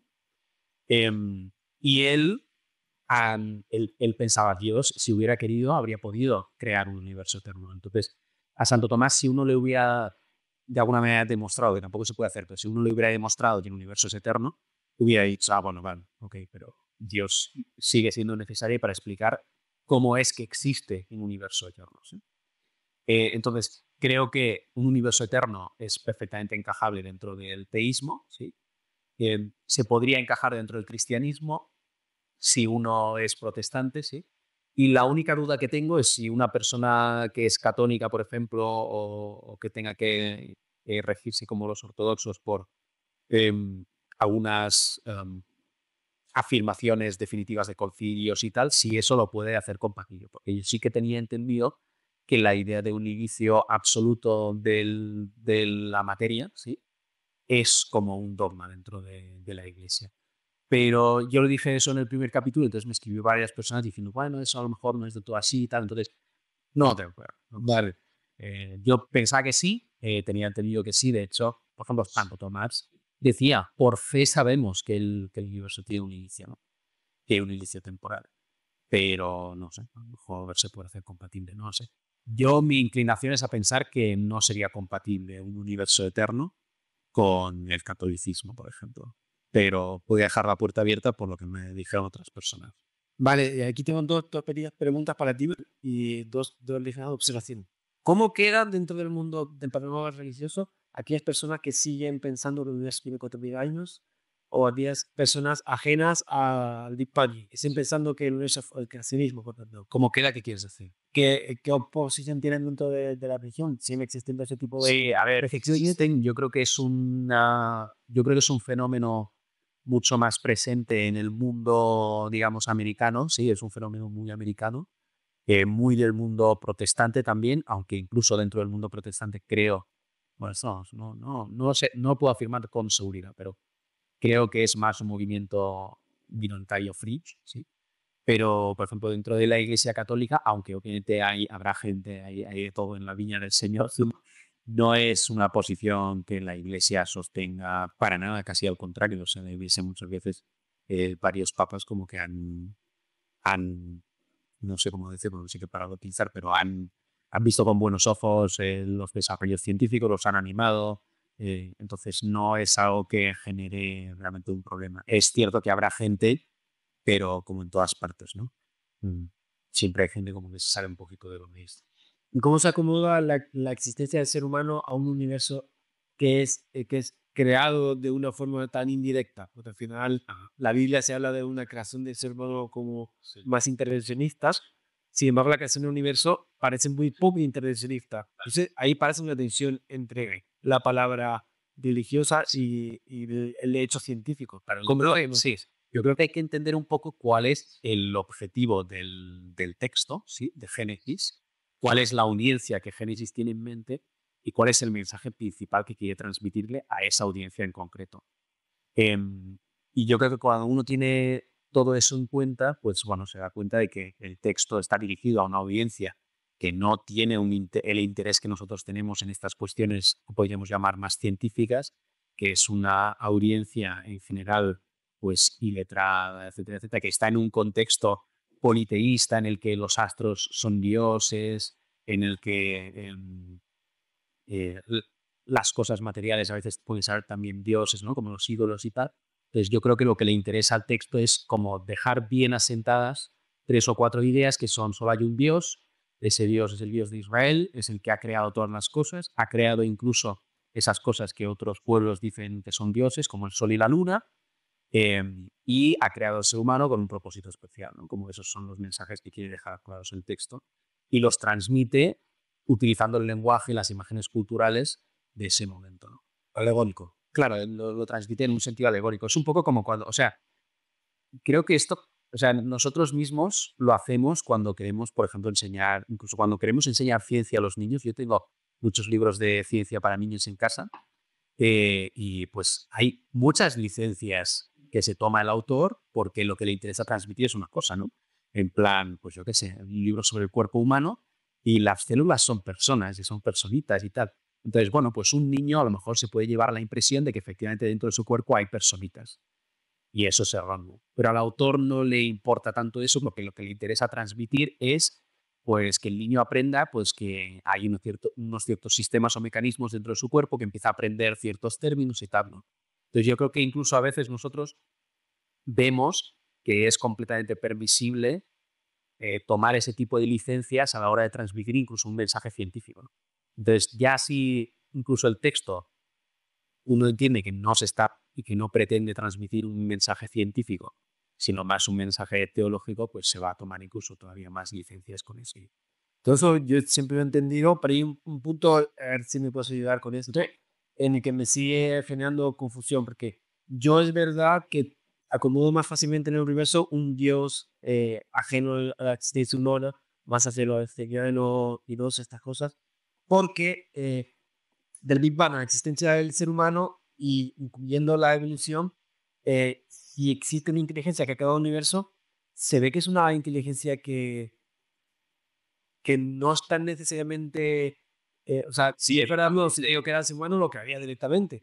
No haya un Big Bang, no sé, una evolución. O sea, me da la sensación de que el ser humano como ha aparecido, como mucho más, eh, más casual y mucho más azaroso que lo que supondría alguien que esté interesado en esa creación. En ese sentido, cuando yo exploro posibilidades de inteligencias superiores, pega más un dios aristotélico, un dios platónico, de una inteligencia superior que simplemente de ella emana esta realidad. Pero ese Dios intervencionista, ¿cómo entra en un universo que nos ha traído tan de casualidad? Claro, buena pregunta. Yo creo que quizás el error está en asumir que a Dios solamente le interesa crearnos a nosotros, ¿no? Con la creación, que el único interés que Dios puede tener es crearnos a nosotros. Yo creo que puede tener muchísimos más intereses en mente, como, bueno, pues crear un universo que sea exuberante, que sea bellísimo, que sea, no sé, que sea algo que realmente pueda impresionar, etcétera, ¿no? De hecho, a mí me parece curioso que si uno mira autores como San Agustín y Santo Tomás, lo que se va a encontrar es que lo que ellos plantean es como que a Dios le gusta hacer las cosas eh, de modo indirecto, ¿sí? O sea, que como que le gusta que las cosas, le gusta dar autonomía a las cosas, ¿sí? Entonces le gusta dar autonomía a la creación y que las cosas vayan surgiendo según los poderes causales que ellas mismas tienen, ¿no? Que si tiene que intervenir a veces lo va a hacer, pero como, por ejemplo, esto es una cosa que me encontré a Santo Tomás, ¿no? Como que le parece mucho más perfecto a él un Dios que es capaz de crear un universo con una cierta autonomía causal, que no un Dios que tenga que estar continuamente interviniendo porque se le va de madre la cosa que ha creado y tiene que ir corrigiendo y hacerlo, ¿no? Entonces, no sé, aquí hay quizás un choque de intuiciones, ¿no? Pero a mí me gusta más esta idea de que efectivamente, o sea, yo tengo más esta impresión de que Dios crearía más en el sentido de, bueno, darle autonomía a las cosas, porque parece como que eso es más perfecto. Un Dios se puede hacer las cosas que funcionen en cierto sentido, hasta cierto punto por sí solas, ¿no? Y que tenga que intervenir si es que tiene que intervenir en momentos contados. Quedado de los autonomías. ¿Tú crees? Sí, a ver, hay puntos dentro de la evolución del universo en la cual vemos que estamos aquí muy de chiripa. O sea, realmente, por ejemplo, el ser humano te va a dar dos puntos muy particulares. Que Dios, en ese caso, me parece demasiado hippie, o sea, demasiado viva la vida, porque hay varios momentos de la historia de la humanidad que uno puede analizar hasta qué punto es casual todo. Uno de ellos está este ejemplo tan famoso del Boeing 747, decía Alfred Hoyle, que ensamblar un nuevo molécula de ADN es el precursor de la vida, es tan afaroso que requiere de miles de millones de aminoácidos colocados en cierta proporción y en ciertas direcciones y de cierta manera, que tener un caldo primitivo, primigenio, con aminoácidos y esperar que en un momento ahí se forme una molécula de ADN, él decía que es equiparable a esperar que un tornado por chatarrería y al pasar se forme un Boeing 747. Es bastante impactante esta analogía y bueno, el único punto, digamos, azaroso del recorrido de la historia de la vida, de los 4.000 millones de años de vida en la Tierra, los 2.000 primeros fueron pseudoamusintes, ¿no? Hasta que llegó al mundo de las células eucariotas, y luego la complejidad. Incluso sabemos que en el mundo no está poblado de grandes reptiles porque hubo un meteorito que casualmente colisionó, ¿no? Es decir, me parece muy azaroso la existencia del ser humano y un Dios poco intervencionista eh, me parece conflictivo con respecto a un Dios que quiera que el ser humano exista. Entonces, o tenemos un Dios más intervencionista o tenemos un Dios que se la sube al ser humano y el ser humano apareció.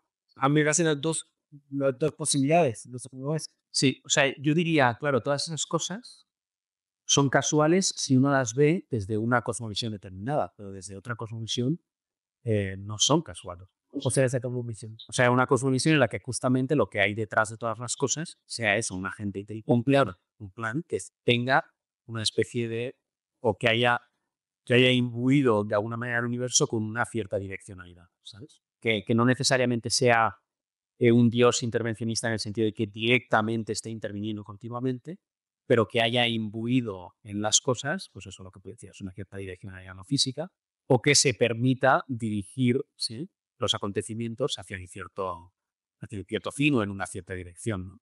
Claro, si uno ve todo eso que tú comentabas desde esa cosmovisión, dices, pues entonces tiene su sentido. Si lo ve desde la cosmovisión de que no, aquí no hay plan, no hay dirección, no hay nadie en la cabina del piloto, ¿sí? Entonces sí es cuando uno empieza a ver todo eso como un conjunto de casualidades que no tienen ningún tipo de sentido. Pasamos para no quedarnos sacados aquí, Vale. porque este tema también va para algo. Sí. El ajuste fino. Ajuste G. Venga.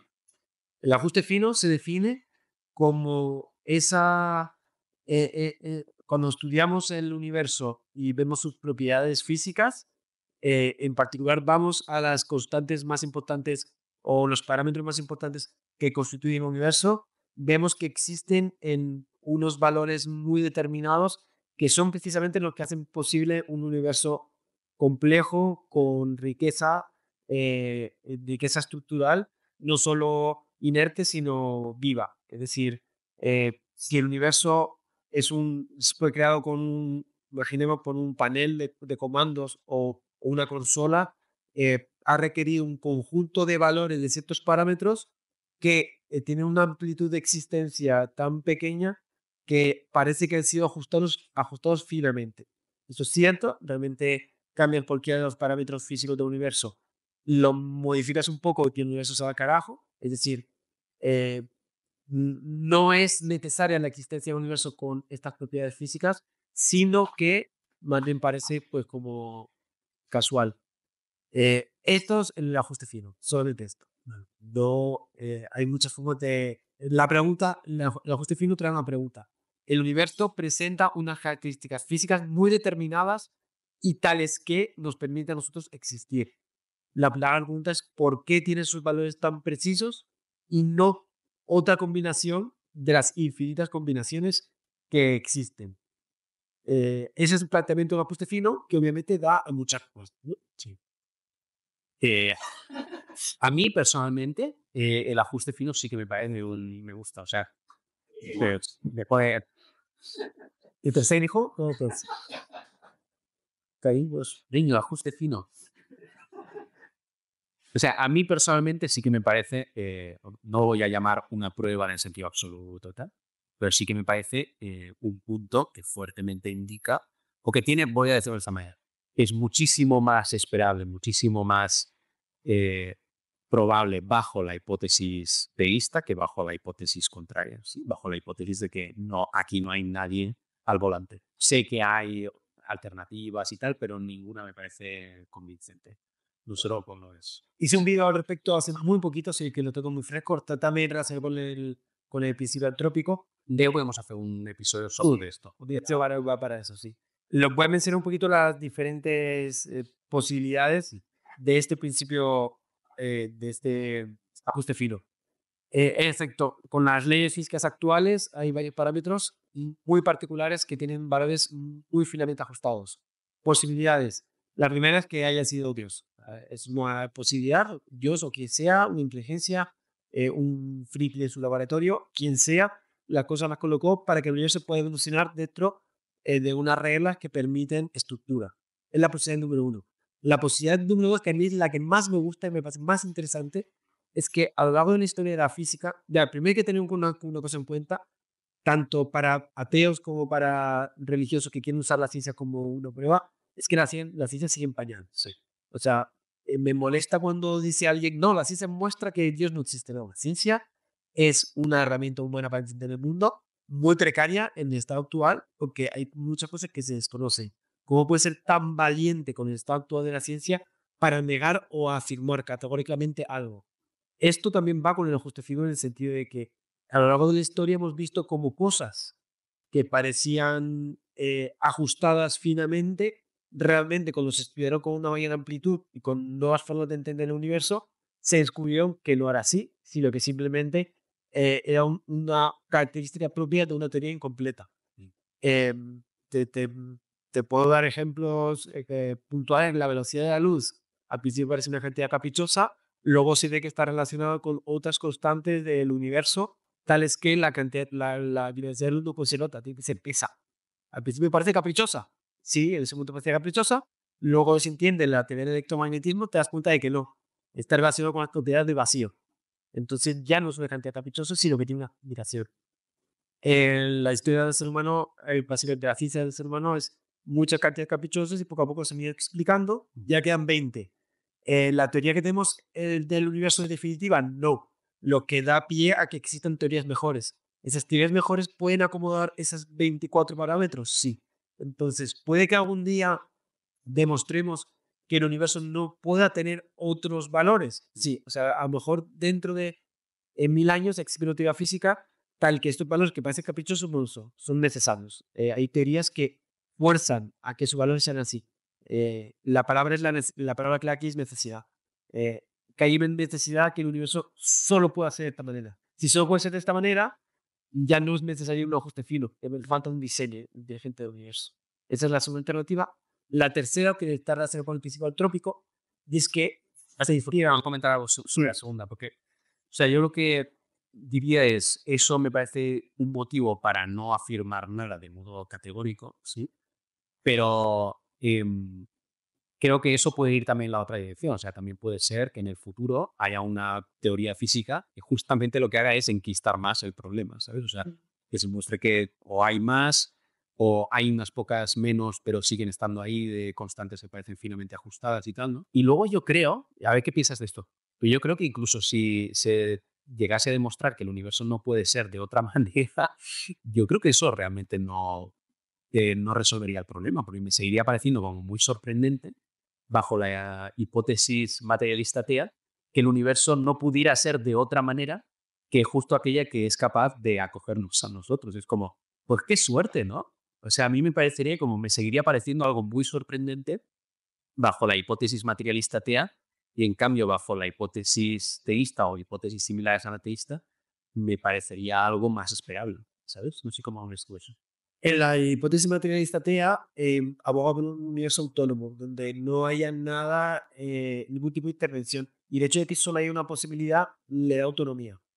Ya, pero es como, o sea, me sigue pareciendo como, o sea, pues qué suerte que la única posibilidad es justo, ¿sabes? La que nos puede acoger a nosotros.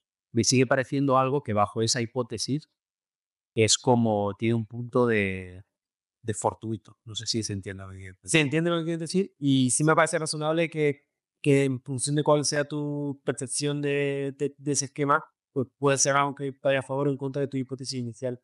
Pero en definitiva, de nuevo, es algo de la Biblia, ¿no? Sí. En cualquier caso, lo que sí eso derivaría es el ajuste fino. Ya no habría que llegar al ajuste fino porque lo he ajustado. No, claro, claro. Sí. Esta segunda hipótesis rompe el ajuste fino, ya sea hacia la visión creyente o materialista, pero en cualquier caso rompe el ajuste fino. Entonces, el ajuste fino, el principio, no sería una demostración de un ser que ha creado las cosas, pero a lo mejor sí un ser que ha creado el único universo posible. O sea, es verdad que no sería definitivo al respecto.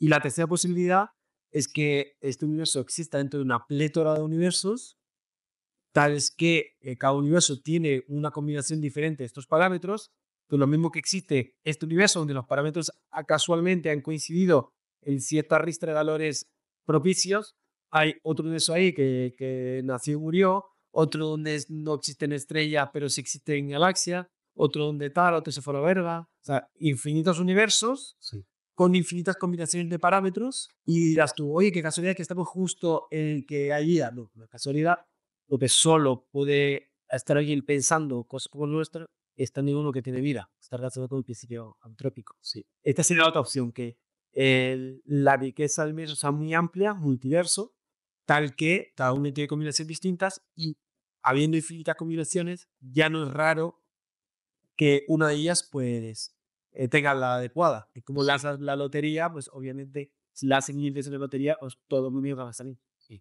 Sí, voy a hacer una pregunta que toca decir. Sí, ahí no te era esto, entonces fue intentar así, sí, ya te Bien, vale. Es lo que iba como a preguntarte, pero te lo planteo de esta manera. Supongamos el ajuste fino, ¿vale? Es decir, no lo vamos a tomar como algo absoluto, categórico, definitivo, pero es lo que tenemos y tenemos que hacer juicios con el conocimiento que tenemos disponible, ¿no? Entonces, supongamos eso. Y tienes estas dos hipótesis. La hipótesis de algún tipo de principio rector o director inteligente y la hipótesis de un multiverso. Tú no, o sea, no irías más por una ni por la otra. ¿Crees que estarían como a la par las dos, dados esos datos? Que falta el otro punto. Vale. Pero a mí una de las cosas que me pasa con todo esto es que aquí me despierta, me pasa lo mismo cuando me dicen, oye, ¿qué opinas de la teoría de cuerdas? Sí. Me vuelvo agnóstico, o sea, soy muy agnóstico de todas las cosas que no tengo inclinación clara. Y el hecho de que haya posibilidades, sobre todo, al final todas estas cuestiones sobre el universo, el infinito, está tan ajeno a la experiencia humana que a mí me estalla y soy incapaz, me genera un bloqueo absoluto con respecto a equilibrarme con una u otra. Sí me pasa que toda la parte como cristiana, mientras que, o sea, es decir, la hipótesis de Dios en cualquier caso me parece mucho más razonable cuando la comparo con la realidad fáctica, me parece mucho más compatible con ese ser superior o esa inteligencia suprema no intervencionismo. Ok. Es decir, que sí me pasa una hipótesis curiosa e interesante la creación, pero luego cuando veo la religión cómo está articulada, los libros sagrados, ahí me chequea un punto humano. Pero sí es verdad que como hipótesis del tema del ajuste fino, eh, hablaremos luego después de alternativas de creación, ¿no? Pero sí es una hipótesis pues, obviamente interesante. Pero lo que iba a decir es que dentro del multiverso, es una fallida teoría científica en un momento en el cual al todo ser posible se pierde la capacidad de predicción y por lo tanto ya es una teoría vacía. O sea, físicamente no es satisfactorio alegar la infinitud de las cosas porque entonces todo vale y cuando todo vale no hay física porque no hay capacidad de predicción. Entonces ahí Sí, porque hay un universo imposible entre todos los infinitos en el que una cierta teoría es correcta y tiene unas implicaciones que no son las que nosotros nos pensábamos, ¿no? Entonces no puedes realmente hacer razonamientos. ajá. Y aquí los físicos lo que dicen es, la única forma de salvar esto es que sí haya infinitos universos, pero hay un filtro. Claro, entonces vuelves a tener un cierto ajuste fino en el nivel del multiverso. Claro, no necesariamente fino, porque puede ser un filtro que de alguna forma sea autónomo, ¿no? Que no requiera algo parametrizando, sino eh, la existencia de algún tapón que diga esta combinación de universo no, esta combinación sí, o por lo menos las haga más probables, ¿no? Que dentro de la plétora de universos posibles haya algo que favorezca uno con respecto a otro.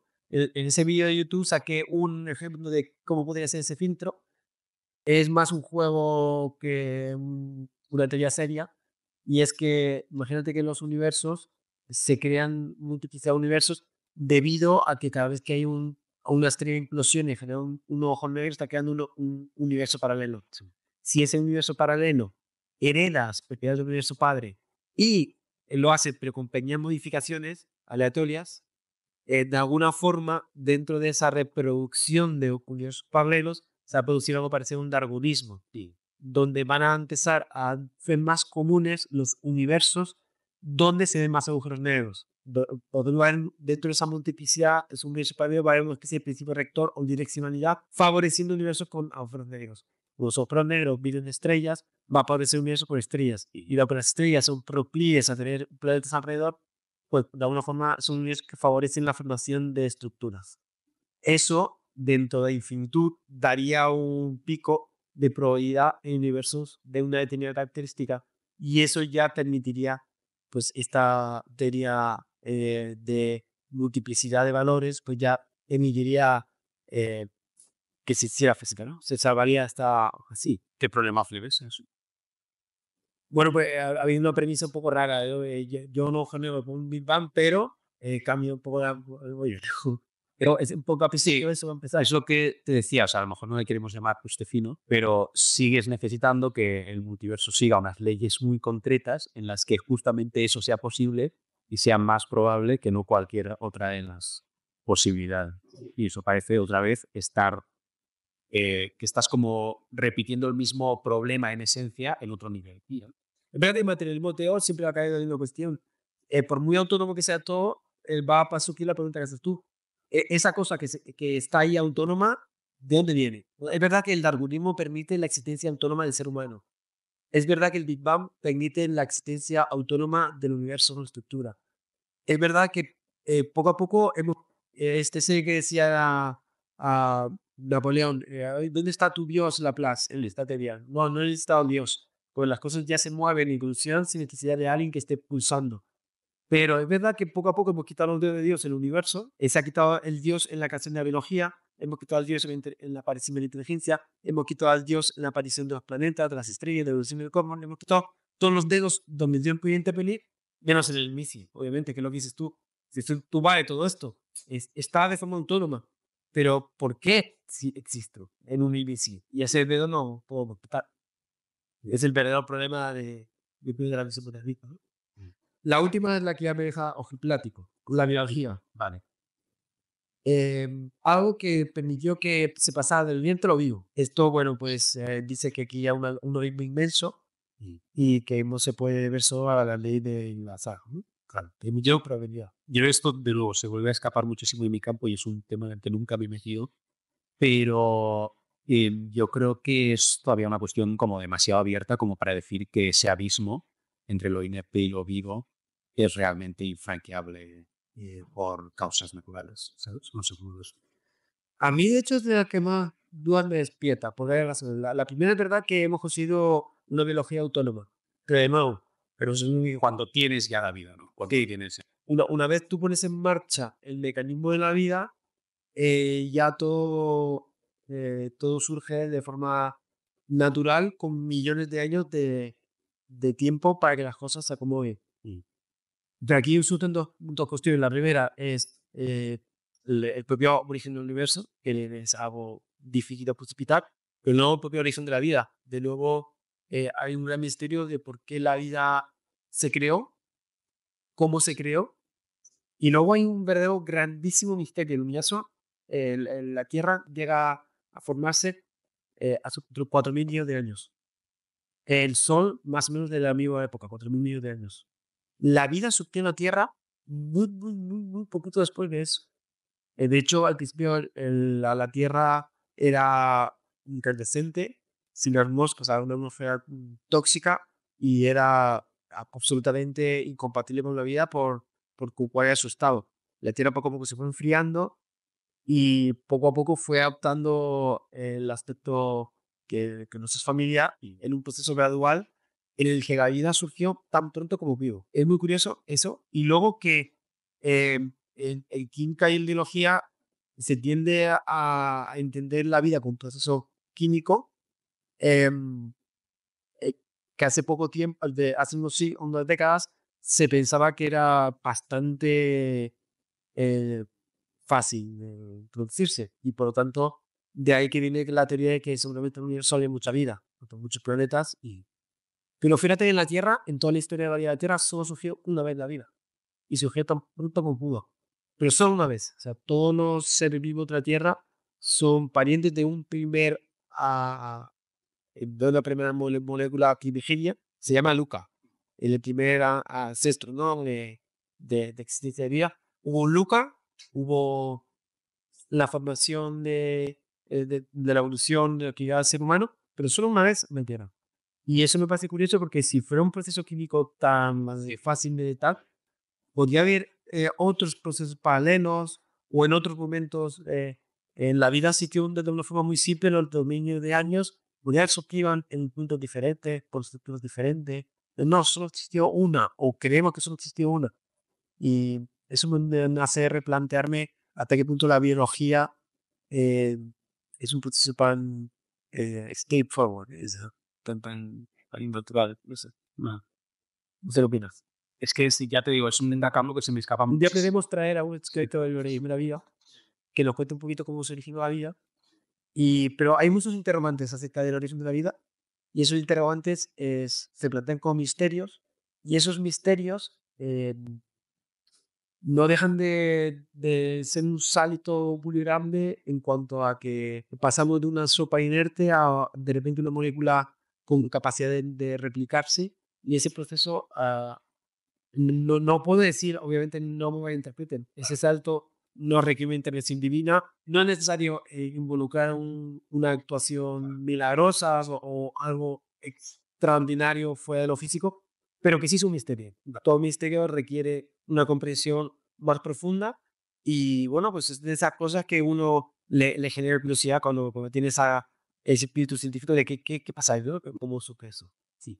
En sí, el quinto, con lo cual ya nos acercamos al final de este capítulo.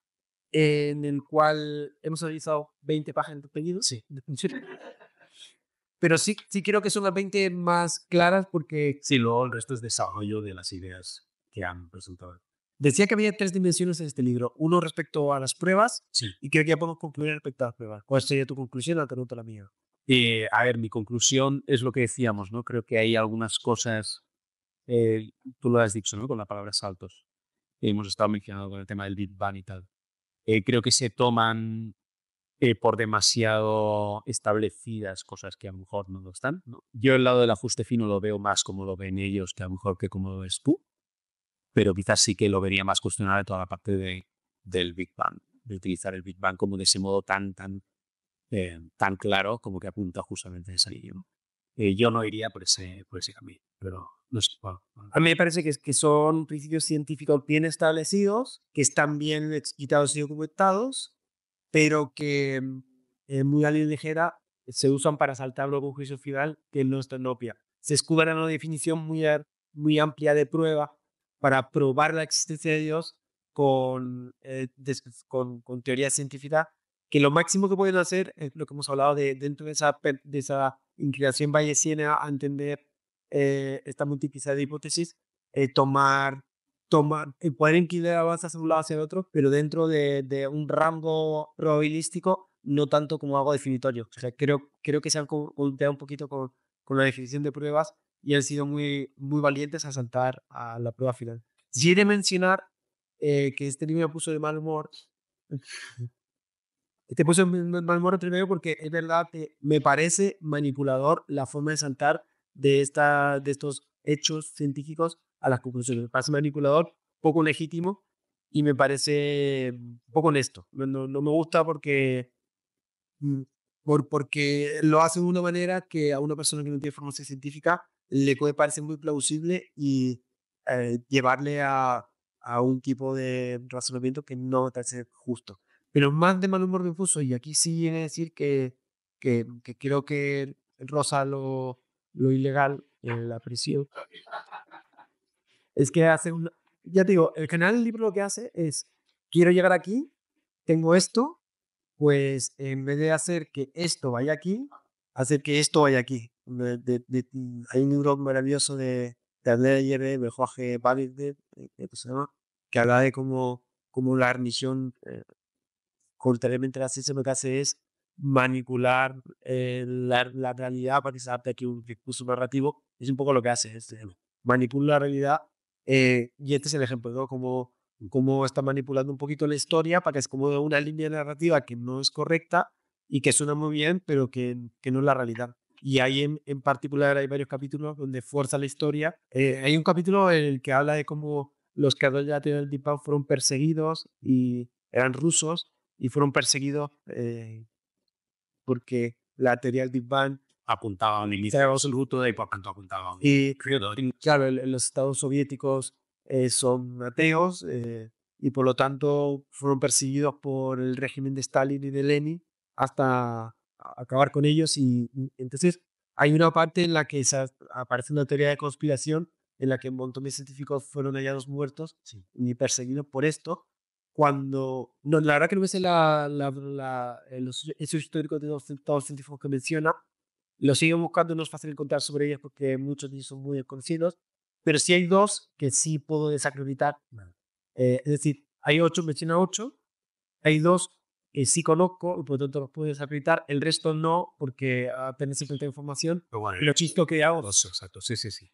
uno de ellos habla de Friedman, que murió joven por una enfermedad y que yo no he visto documentar ninguna persecución hacia él, tanto como Landau. Landau fue perseguido por su anticomunismo y por panfletos que repartía, y no tanto por sus teorías científicas, pero aquí dice que fue perseguido por sus teorías científicas, pero donde ya es un poquito más sangrante es con el personaje de Einstein, que dice que fue perseguido por sus teorías científicas. Sí, yo cuando leí de eso dije, pero no era porque era judío. Pues sí que tiene que ver, ¿no? Una cosa con la otra. Doblar la historia para que se acomode a lo que quieren vender, que los científicos fueron perseguidos por la teoría del Big Bang, entre ellos Einstein, y yo quiero sepa Einstein. Primero se puso la teoría del Big Bang desde el principio, Cuando ya la evidencia muy fuerte la defendió, la apoyó y demás sin ningún tipo de problema. Y Anthony fue, pues, fue perseguido, si fue perseguido, pues por sus cuestiones religiosas, ¿no? En definitiva, es un libro que hay que tomar con... Sí, ¿o no? No, a mí ese capítulo me sorprendió porque tampoco es como necesario. Bueno, es necesario si quieres presentar la narrativa, a lo mejor lo quieren presentar ellos, ¿no? Pero no es necesario desde el caso que ellos supuestamente quieren hacer, ¿no? Porque ¿qué más da si fueron perseguidos los científicos por teoría de Big Bang o no? Lo que nos importa es si esa teoría es correcta y qué implicaciones realmente puedes sacar de ello. Si fue perseguido o no, pues da un poco lo mismo. Sí, quitando ese capítulo y el título, es un libro razonable. Yo el título llamaría Dios, la ciencia y las hipótesis. Pero creo que se ha conectado un poquillo. Entonces, Hubiera vendido tanto. no, ya me dio todo.